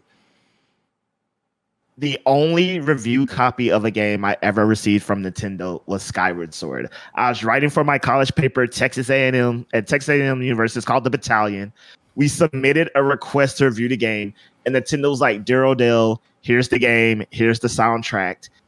And I have it saved like in a PDF, like my full page in the paper. I had to fight for that, by the way, people. Full page, 2-page spread, by the way, of my review of that game. And I'm like, that's the first and last time Nintendo has ever responded to any inquiry I've ever had in my life. And it was when I had 0 credentials. Like, it was like I had like maybe 2 articles in the paper, probably poorly written in retrospect. I'm like, I don't understand how the world works, but it's like forever ingrained in my mind. I'm like, that's awesome. All right, so that's Skyward Sword, and after Skyward Sword, maybe even before, I think a lot of people were looking for a big change in the Zelda series, and it took 4.5 years with a little bit of a hint of where they were going in the 2D realm with A Link Between Worlds and any dungeon, any order, less hand-holding, faster intro. I think that game did a great job at kind of laying the groundwork for what Breath of the Wild would be. And then in March 2017, we get Breath of the Wild. We get the Switch, also launched on Wii U on the same day.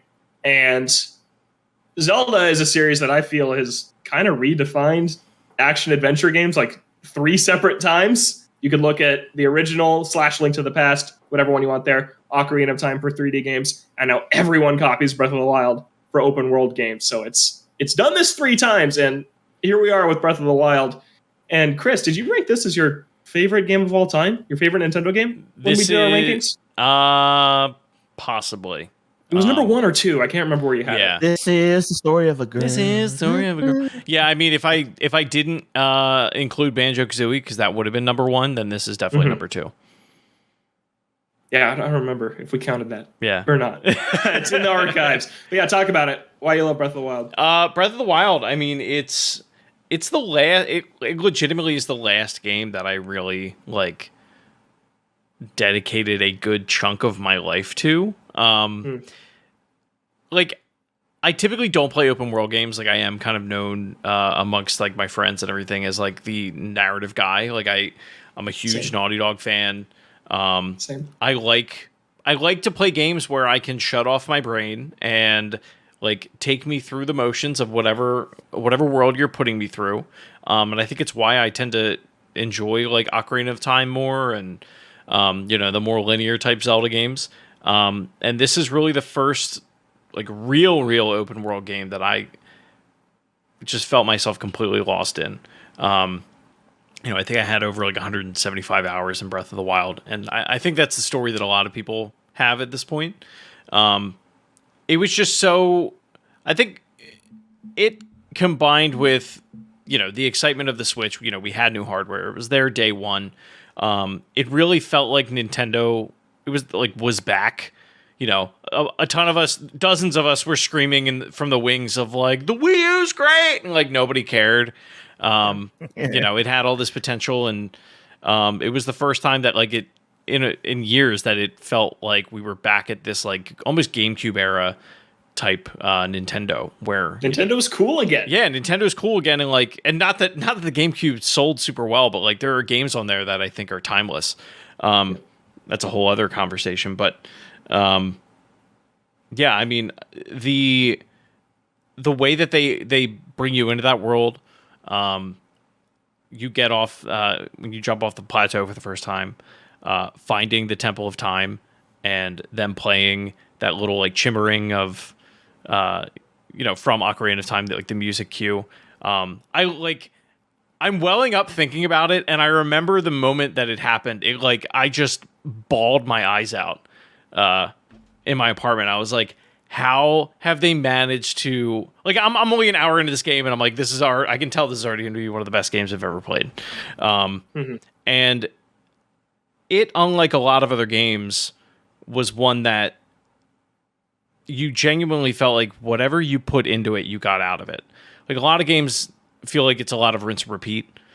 I think Spider-Man on PS4 is like one of the worst offenders of this, where it's like, okay, it's this one mission type that you're doing 30 times. Yeah.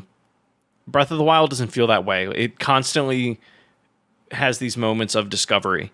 There's always the next thing to chase, like the next a piece of candy. And I think its systems are integral to that as well. Whether it's making food or discovering different weapons that you can find, upgrading your gear so that you're just better overall.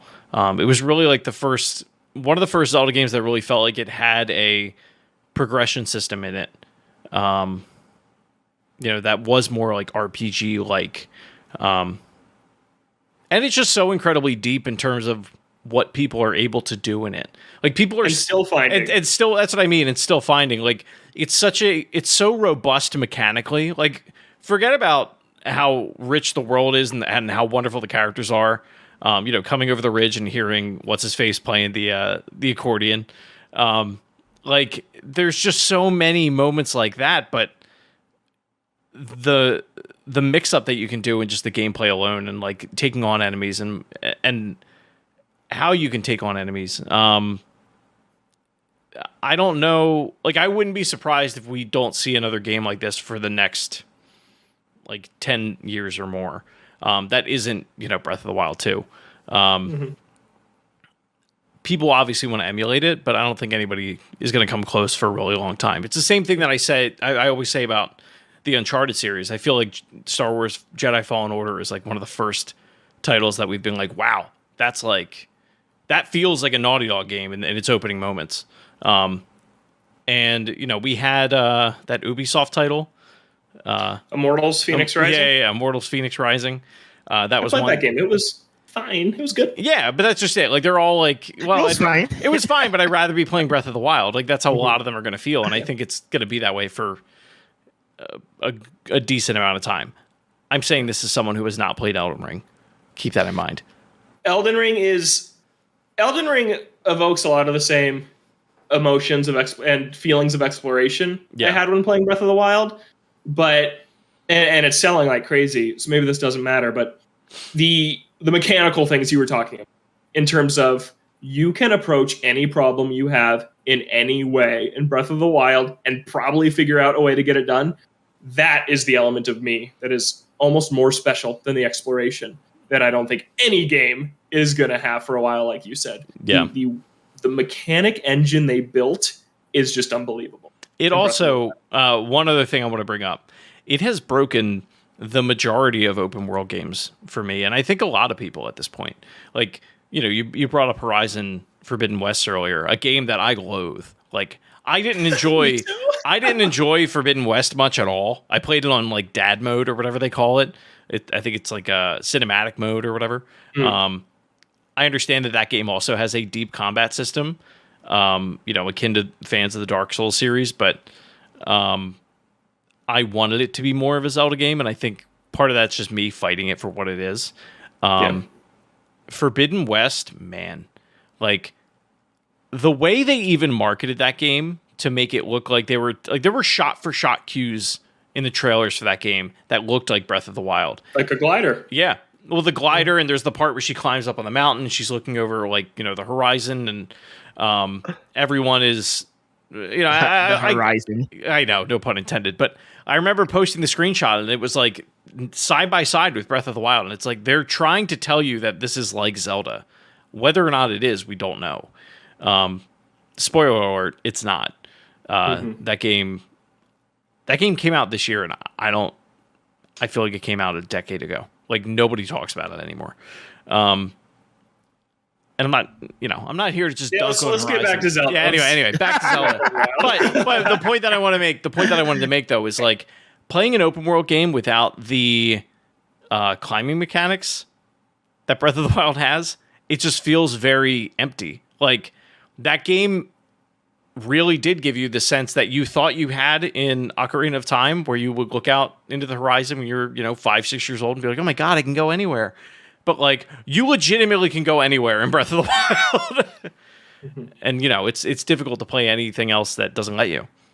A stamina system that was poorly implemented in Skyward Sword, but they refined it greatly in Breath of the Wild to be an essential part of the experience, because all that limits you from climbing that mountain is how many shrines you've been to. Do you have enough stamina? Or you could just craft 10 potions and pause every 5 seconds if you really wanted to just restore it yourself. So yeah, really cool the ways they did that, giving you every item right off, basically, that you would need to traverse the world through the original handful of shrines on the Great Plateau. Just like some genius game design that it's like, how did they think of this stuff? And like, the Easter eggs as well. Like Outset Island being in the game. Yep. Yeah. Odell, we haven't heard from you yet. I don't really know what you think of Breath of the Wild. It's amazing. I mean, this man might drop. Like Yoshi's Island. Yeah, y'all never gonna let me live that down. Yeah. But okay, so I mean, I'm gonna try to say different things than y'all already said or stuff that we all know. I do want to just say, like Chris, like how many it ruined open world games for me too, and this is like I can't think of any other game that literally just lets you go anywhere you can see, just anywhere, just figure it out. Because one of the things I loved about that game is there's so many paths that I did quote unquote the wrong way. Like I got to a thing, turned around and was like, oh, look at this pleasant butterfly path from like that village over there. I climbed the backside of the mountain and found a Lionel. Well, that was fun. Like there's so many things where like specific moment, Dorito Mountain where you where you meet Doritos. I went the back way where like the archery range is. I went the back way up and I got there and I was like, wait, there was like a pleasant, not freeze to death path I could have took from like the Lost Woods way. Dear God, literally I crafted like heat potions. I killed stuff to make coats. Like I like prepared myself, and it was like, bro, you could have took like the welcomer's path, but whatever. You're up here. Yep. And I love those moments. But one of the things I think Breath of the Wild did that the internet kind of ruined for gaming for me. I remember like the old school days of just learning information word of mouth. Like, and the story that comes back to me, the cloning trick and Pokemon Gold and Silver. I learned in my elementary school, like everyone did. Like that's crazy. Someone figured that out, told someone. And they told 2 people, and they told 4 people. And that's how we found out the cloning trick. And I remember when I first heard it, I was like, there's no way that works. You can't clone Master Balls. I can't start, stay, do, oh God, it works. Like, there was no IGN wiki to tell me that worked. It just, and Breath of the Wild in the age of the internet brought that back. Like, people were talking on boards. People were talking in person like, yo, bro, did you know you could do that? And you're like, there's no way. There's no way that works. You're like, dear God, that works. That makes no sense. It's like, hey, did you find this? Bro, no. Did you find this? No. Did you build Terrytown? There's a building simulator? Yeah, bro. How did you miss that? Okay, I found the island with the dark skinned people with the bananas. Like that was like one of the first things I found. It's not that far from Kankarico. It's not that far from Kankarico, people. I don't know how the world missed that. But like I remember when I first read the article, the one place in Breath of the Wild you've probably never been. I'm like, I've been there. That was like the first place I went.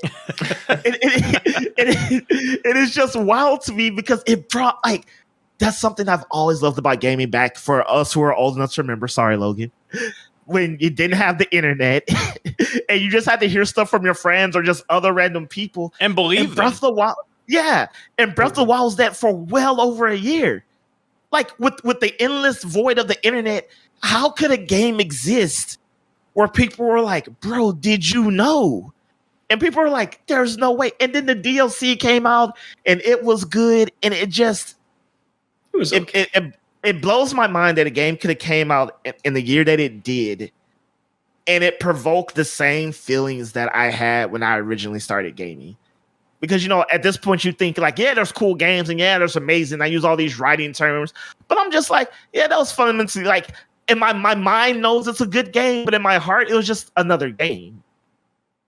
But Breath of the Wild wasn't. Yeah, but Breath of the Wild wasn't a game where I had to be like, yes, this is fundamentally a good game. I am having a good time. It is doing everything right.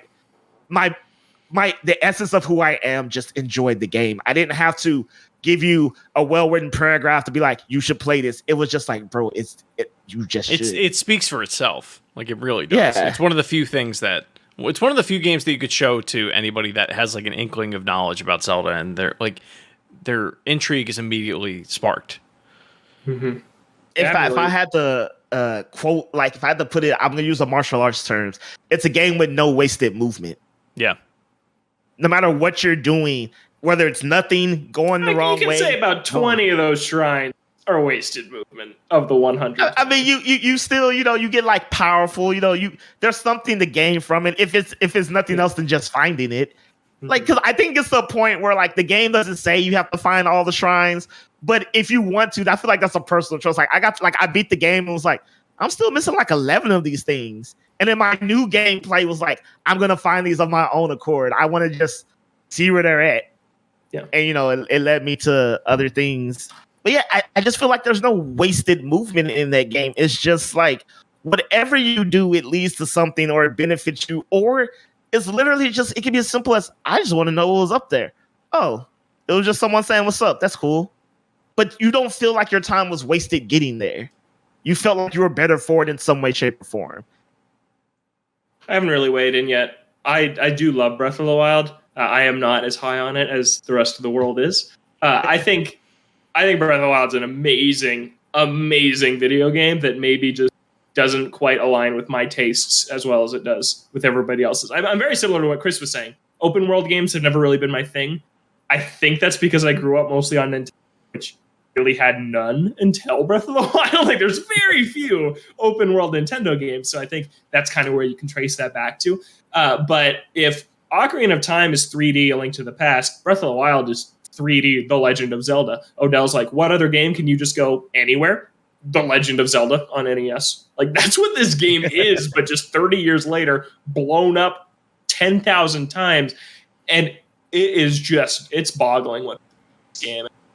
I was very into the Wii U era, right? I listened to Nintendo voice chat every single week when I felt like every other week they were like, what's NX? And on the other weeks they were like, what's Zelda going to be? And then we get both on the same day. And throughout the whole Wii U era, being a fan that didn't have a PlayStation 4 or an Xbox One until after the Switch was out, it was like Zelda was the golden light at the end of the tunnel where it's like, that is what's going to bring us out of just the drudges of this era of Nintendo. And then it truly did. And it lived up to what it was going to be. And I will never forget, I was in college, living in the dorms when the Switch and Breath of the Wild came out. I was in jazz band rehearsal and I get a text from my dorm saying, you've got a package for pickup.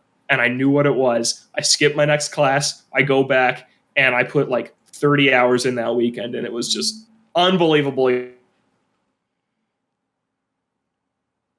at the time. I also do have a Wii U copy because I had to.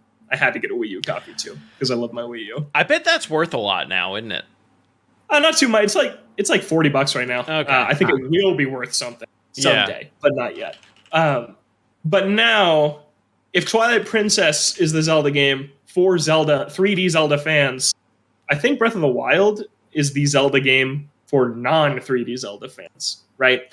It sheds everything I personally love about every prior Zelda. The great dungeons. I really dislike the Divine Beasts. I just do. Didn't like them in 2017, like them less in 2022. The shrines, cool concept, mini puzzle rooms, 120 of them, same room design. Got really tired of like the Guardian ancient, very blue and orange style lighting. I really hope that they mix up the shrine designs in the next game. Like, how cool would it have been? How cool would it be in the next game if you were in the fire region and the shrines are fire themed? Yeah. And so it's like you can piece together a little fire dungeon. Instead, they just all bleed together after a while. So it's things like that. The items, I did miss a lot of the items we're used to seeing in Zelda games, like no hook shot. I love the hook shot. I get that. There was no need for it in this game. Yeah, you could climb, so you don't need it anymore. But yeah, I just miss things like that. So maybe we can transition this into a Breath of the Wild 2 conversation. I guess I'm not expecting them to rewrite the book again. What I do hope is I hope they take the amazing proof of concept from Breath of the Wild and sprinkle back in some of those Zelda elements that were missing. Traditional dungeons, more items, more enemy variety. Like, bring back Dark Nuts, bring back some of these things that just weren't here in Breath of the Wild. Breath of the Wild's huge. It took forever to develop. I get they chose, like, I said Skyward Sword is the most puzzly Zelda game there is. Breath of the Wild is the most exploration-based Zelda that there is. So if they bring back a little more of the focus on some of these other pillars of Zelda, that's what I want from Breath of the Wild too. I really hope we have traditional dungeons and more enemy variety and just some of these other things that after the initial honeymoon phase for me with Breath of the Wild wore off, I'm like, I really miss some of this stuff. And I hope it's not gone for me. Yeah, I can feel that. I enjoy the story elements. It's a game that, like, if you do know the lore, it's really great. It gives you a lot of just stuff to chew on. I will say, I think I disagree with you that it's the best game for like I think it's the best Zelda game for gamers in general. Like, if you like games, because like how I rewrote the book for That's Open what I meant. Yeah, that's how I meant. Oh, okay. I was gonna say, like, yeah, this is a game that like you'll play and you'll realize how your other games suck. And you'll be like, oh, this is how it's supposed to be done. Mm-hmm. But I think, there is a give and take, right? Like, it was so ambitious you couldn't bring, but I really think based off what I'm seeing, I think part 2 is going to be a little more streamlined. I think it's going to be a lot more combat focused. For some reason, I'm getting this, like, you will be fighting a lot in this game. That's the thing I feel, and I mean that in a good way. But I mean, ultimately, we will see. I know one thing for sure though. The story in this game is probably going to be on Skyward Sword's level. It is going to fundamentally rewrite everything we know about the series. There's a lot of theories out there. I'll say it right. I think there's 2 different Links in this game. I think long-haired Link is this hero from 10,000 years ago that's referenced in Breath of the Wild. And I think normal Link in the Champion's gear is present-day Link. I think long-haired Link, here's what I want. Here is my dream. I think normal Breath of the Wild Link is who you will play as for most of this. I think that they will expand on this memory idea from the first game, where the story is delivered to you through the memories. I hope in Breath of the Wild 2, the more traditional Zelda elements are what are delivered through memories. I think there are going to be 8 of these memory points scattered throughout the world that teach Link what happened 10,000 years ago. You walk up to one of these memories, it warps you to 10,000 years ago to this Link in the Sky world, and that Link plays through a dungeon. That Link opens a chest and gets the hook shot. That Link plays a traditional 3D Zelda game that is delivered to you in bite-sized chunks throughout your 80 to 100 hour open world Breath of the Wild adventure. That's my dream. And if that happens, I think it will be my favorite game of all time. And I'll just leave it at that. That's what I want. I really want that. No lie. That's a dope idea. And I think that's what they're doing. It makes a lot of sense. Like, I sitting here looking at the trailer, the original trailer, and then the one that we got last year at E3. And, there were a lot of theories. There are a lot of theories that that long-haired Link is actually Ganon. From that photo in the old photo that Impa shows you. Right. I don't think that could necessarily be wrong. I think it'd be really cool if, when you did go, going off of your thing, if you did go back, if you were playing as Ganon at that point, like a young version of him. It seems like time manipulation is a really big thing in this. I don't know. It just seems like there's a good chance that they're going to pull out, like, this is going to be the greatest hits of like every Zelda that we've seen at this point. And not to like be hyperbolic or like, build the hype train too high, but just the fact that you have time manipulation, if you do go off of your theory, you have the best of both worlds where you have those big exploration, there's areas where there is a lot of exploration. I could see them doing a lot of like, almost like a Tomb Raider type thing where you're going into these like old caverns. It could be the same map of Breath of the Wild, but you're just going like deeper into the ground. As you, go in, you like discover, whatever story beat it is that you're trying to uncover. Yeah. I mean, I don't want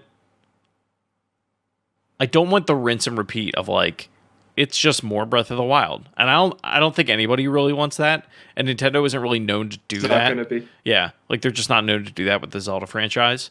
No. But it is weird. It's just, it's one of those things. It's almost impossible to predict what they could possibly do. I think I just did. I think you're close. I definitely think you're close. I just think they heard that the main criticism of Breath of the Wild is lack of traditional puzzle box sweeping Zelda dungeons. Yeah. I think they know that is the one piece missing from the Breath of the Wild puzzle that if they throw that back in, could elevate it and differentiate it. Because like you said, I think regardless of what this game turns out to be, there's going to be the articles and the tweets that are like, it's just Breath of the Wild again. That's going to happen. Yeah. But I think that I really trust Nintendo. Zelda is their baby. Like, it absolutely is. It may not be the best-selling franchise, but that is, I feel like, it's their magnum opus, right? That is the series they pour the most love and care and will always delay it if it needs it. They will never hesitate to push a Zelda delay. People, even Chris, you were telling me they played Elden Ring, delayed Zelda. I say no way. I don't think they really care what other people are doing. I don't think they ever really have. Yeah, they clearly don't. They never I think do. that hurt them for a while when Skyward Sword was so far behind. But then they could have just made a checklisty open world game, and instead we got Breath of the Wild. I think this game's going to be...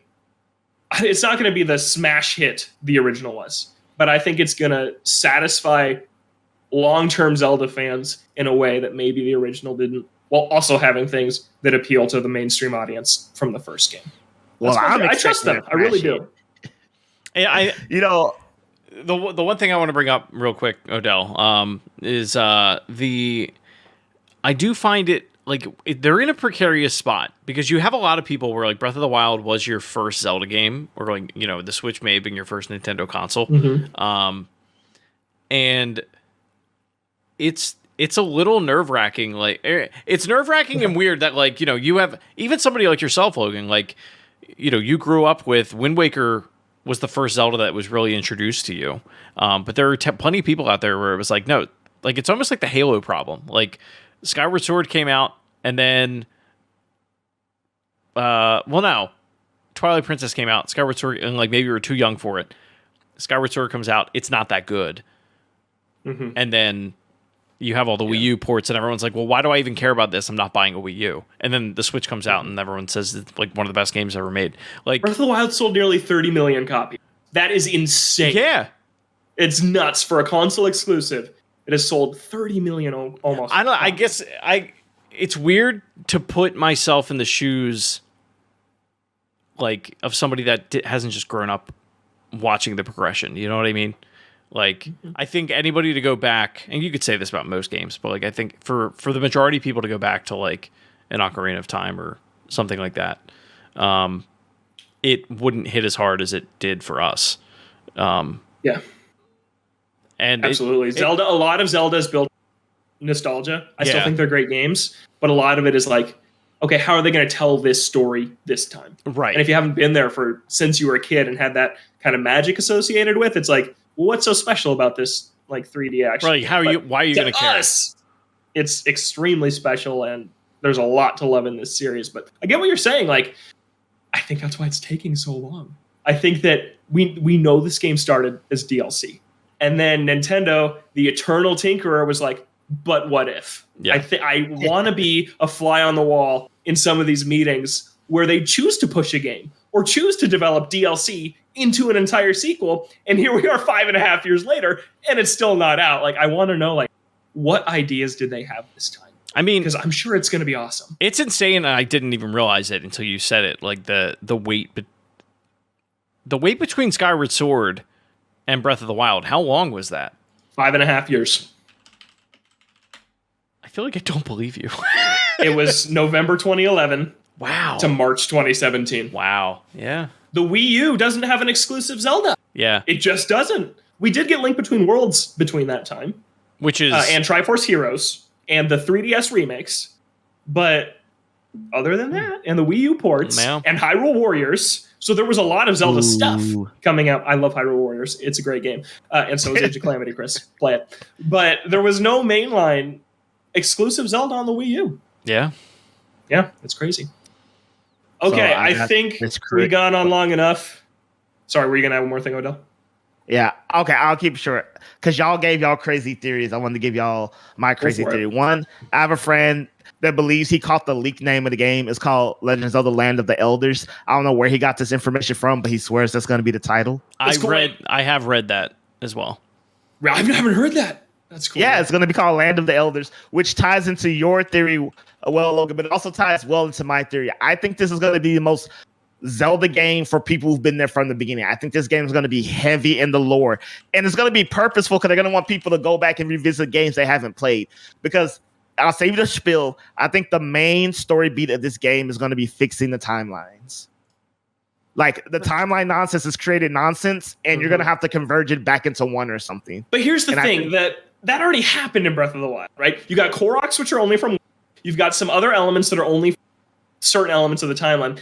I think Nintendo's abandoning the timeline. They've even said as such, like, the timeline was just so people would buy Hyrule Historia. I'm sorry, it was. It worked. It did work. But they even said at some point during Breath of the Wild's pre-release cycle, Breath of the Wild takes place so far in the future that anything else that's ever happened is ancient history. And you're not even sure if it's myth or real. So I kind of feel like that's already happened. This is like slight spoilers for Skyward Sword, so maybe Chris wants to tune out. I won't go into specific details. But basically, Skyward Sword kind of sets up Ganon's curse, right? The cycle that Ganondorf is going to be reincarnated and haunt Link and Zelda and their ancestors for all eternity. I'm here to tell you, Breath of the Wild 2 will be Ganon's redemption story. The main plot beat will be breaking this eternal curse from the gods that Ganondorf is meant to be evil, and that this will be the final Zelda game Ganondorf ever appears in. This is it. This is the finale for Ganondorf, and the series is going to move on. They're going to do that by fixing the timelines as well. No, I believe all the races being there is a result of the timey-wimey stuff. I'm just saying. Cool. I'm not letting go of that. It's going to be Skyward Sword spoilers over. It's funny. You know there's going to be Elden Ring comparison. And seriously, Elder's going to be in the title. Are we kidding? That's kind of nuts. First of all, I'm going to say this now. Elden Ring, I don't think it's better than Breath of the Wild. But they're fundamentally so different games. I'm just like Elden Ring's not like have fun exploring. Elden Ring's like have fun exploring and dying, you bastard. So I'm like, nah. But yeah. All right. We'll have plenty of time. Oh, Chris is good. No, the only other, I was trying to find it. The other one that I had heard was Demise of the Wild. That was Barrett Courtney's prediction like a year ago. My prediction is Ganon's demise. Demise. I see. That has good implications there. I think that'd be a very cool title. Ganon's demise. That's what I want. Okay, we've gone long enough, but I think Zelda's deserved it. I think that if you're listening to this podcast, you probably love Zelda. We all love Zelda. I think much like Nintendo puts so much care and attention into Zelda, so do we. I love talking about Zelda, love thinking about it. Thanks, guys, for talking with me for so long about the 3D Zelda games. We're going to wrap up real quick. We talked about 6 games today. I think it'd be fun if we all just shared our personal ranking of them. Just number 6 to number 1 really quick. And then we have one listener comment I want to read too, and then we'll get out of here. So, Chris, if you want to kick us off. Because I have not finished it. Number 6 is Skyward Sword. Number 5 is I have also not finished it, but I've played more of it, is Majora's Mask. 4 is Twilight Princess, but it's probably the one that I have the greatest distance between at this point. Number 3 is Wind Waker. Number 2, Ocarina of Time. And number 1 is Breath of the Wild. Very nice ranking. I feel like your top 3 is very common. Yes. Or a lot of people have Majora's Mask in there. But if not, it's usually those 3. How about you, Odell? I'm going to start at number 1 because I don't know where it's going to land, but I'm going to go Twilight Princess at 1, Wind Waker at 2, Breath of the Wild at 3, Ocarina of Time at 4, Majora's Mask at 5, and Skyward Sword at 6. This panel has a severe lack of Majora lovers, which I feel is very uncommon. I feel like most people this into Zelda like Majora's Mask. Well, it's not that I don't. It's just those other ones I feel are definitively better.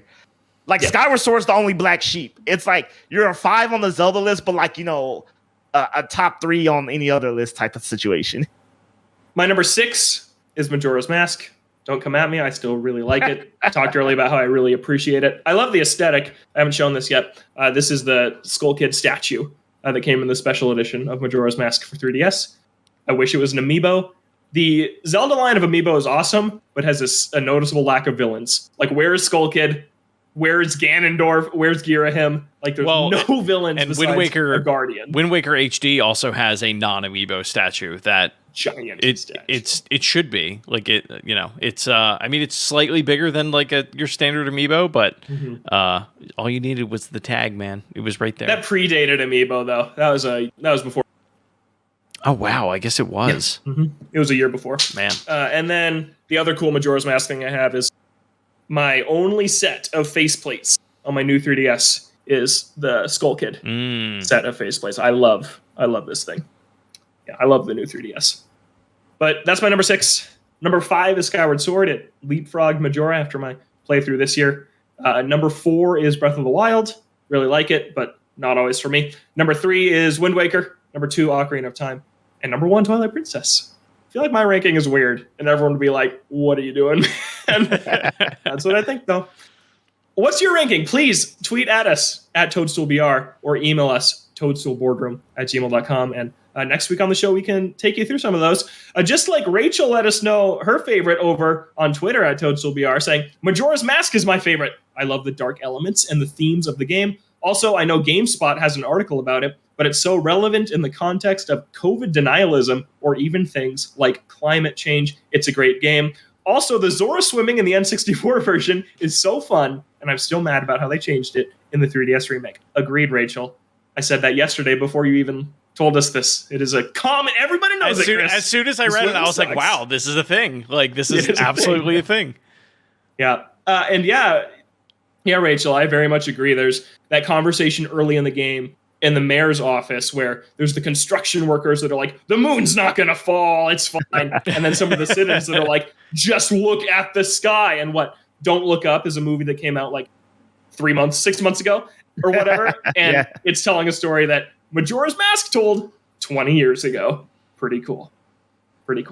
Zelda's pretty cool. That's going to wrap us up, though, for the Toadstool Boardroom, a weekly Nintendo podcast, usually releasing Thursdays at noon Pacific, a day late because Odell lost his power. But kept his talk smack on the grid. That's what happens.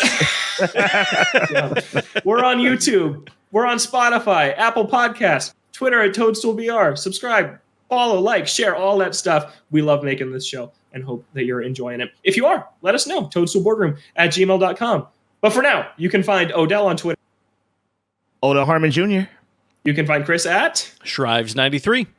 You can find myself at Logan J. Plant. Thank you so much for joining us on this journey through time, this journey through Hyrule. Have a great week, and we'll catch you next time right here in the Toadstool Boardroom.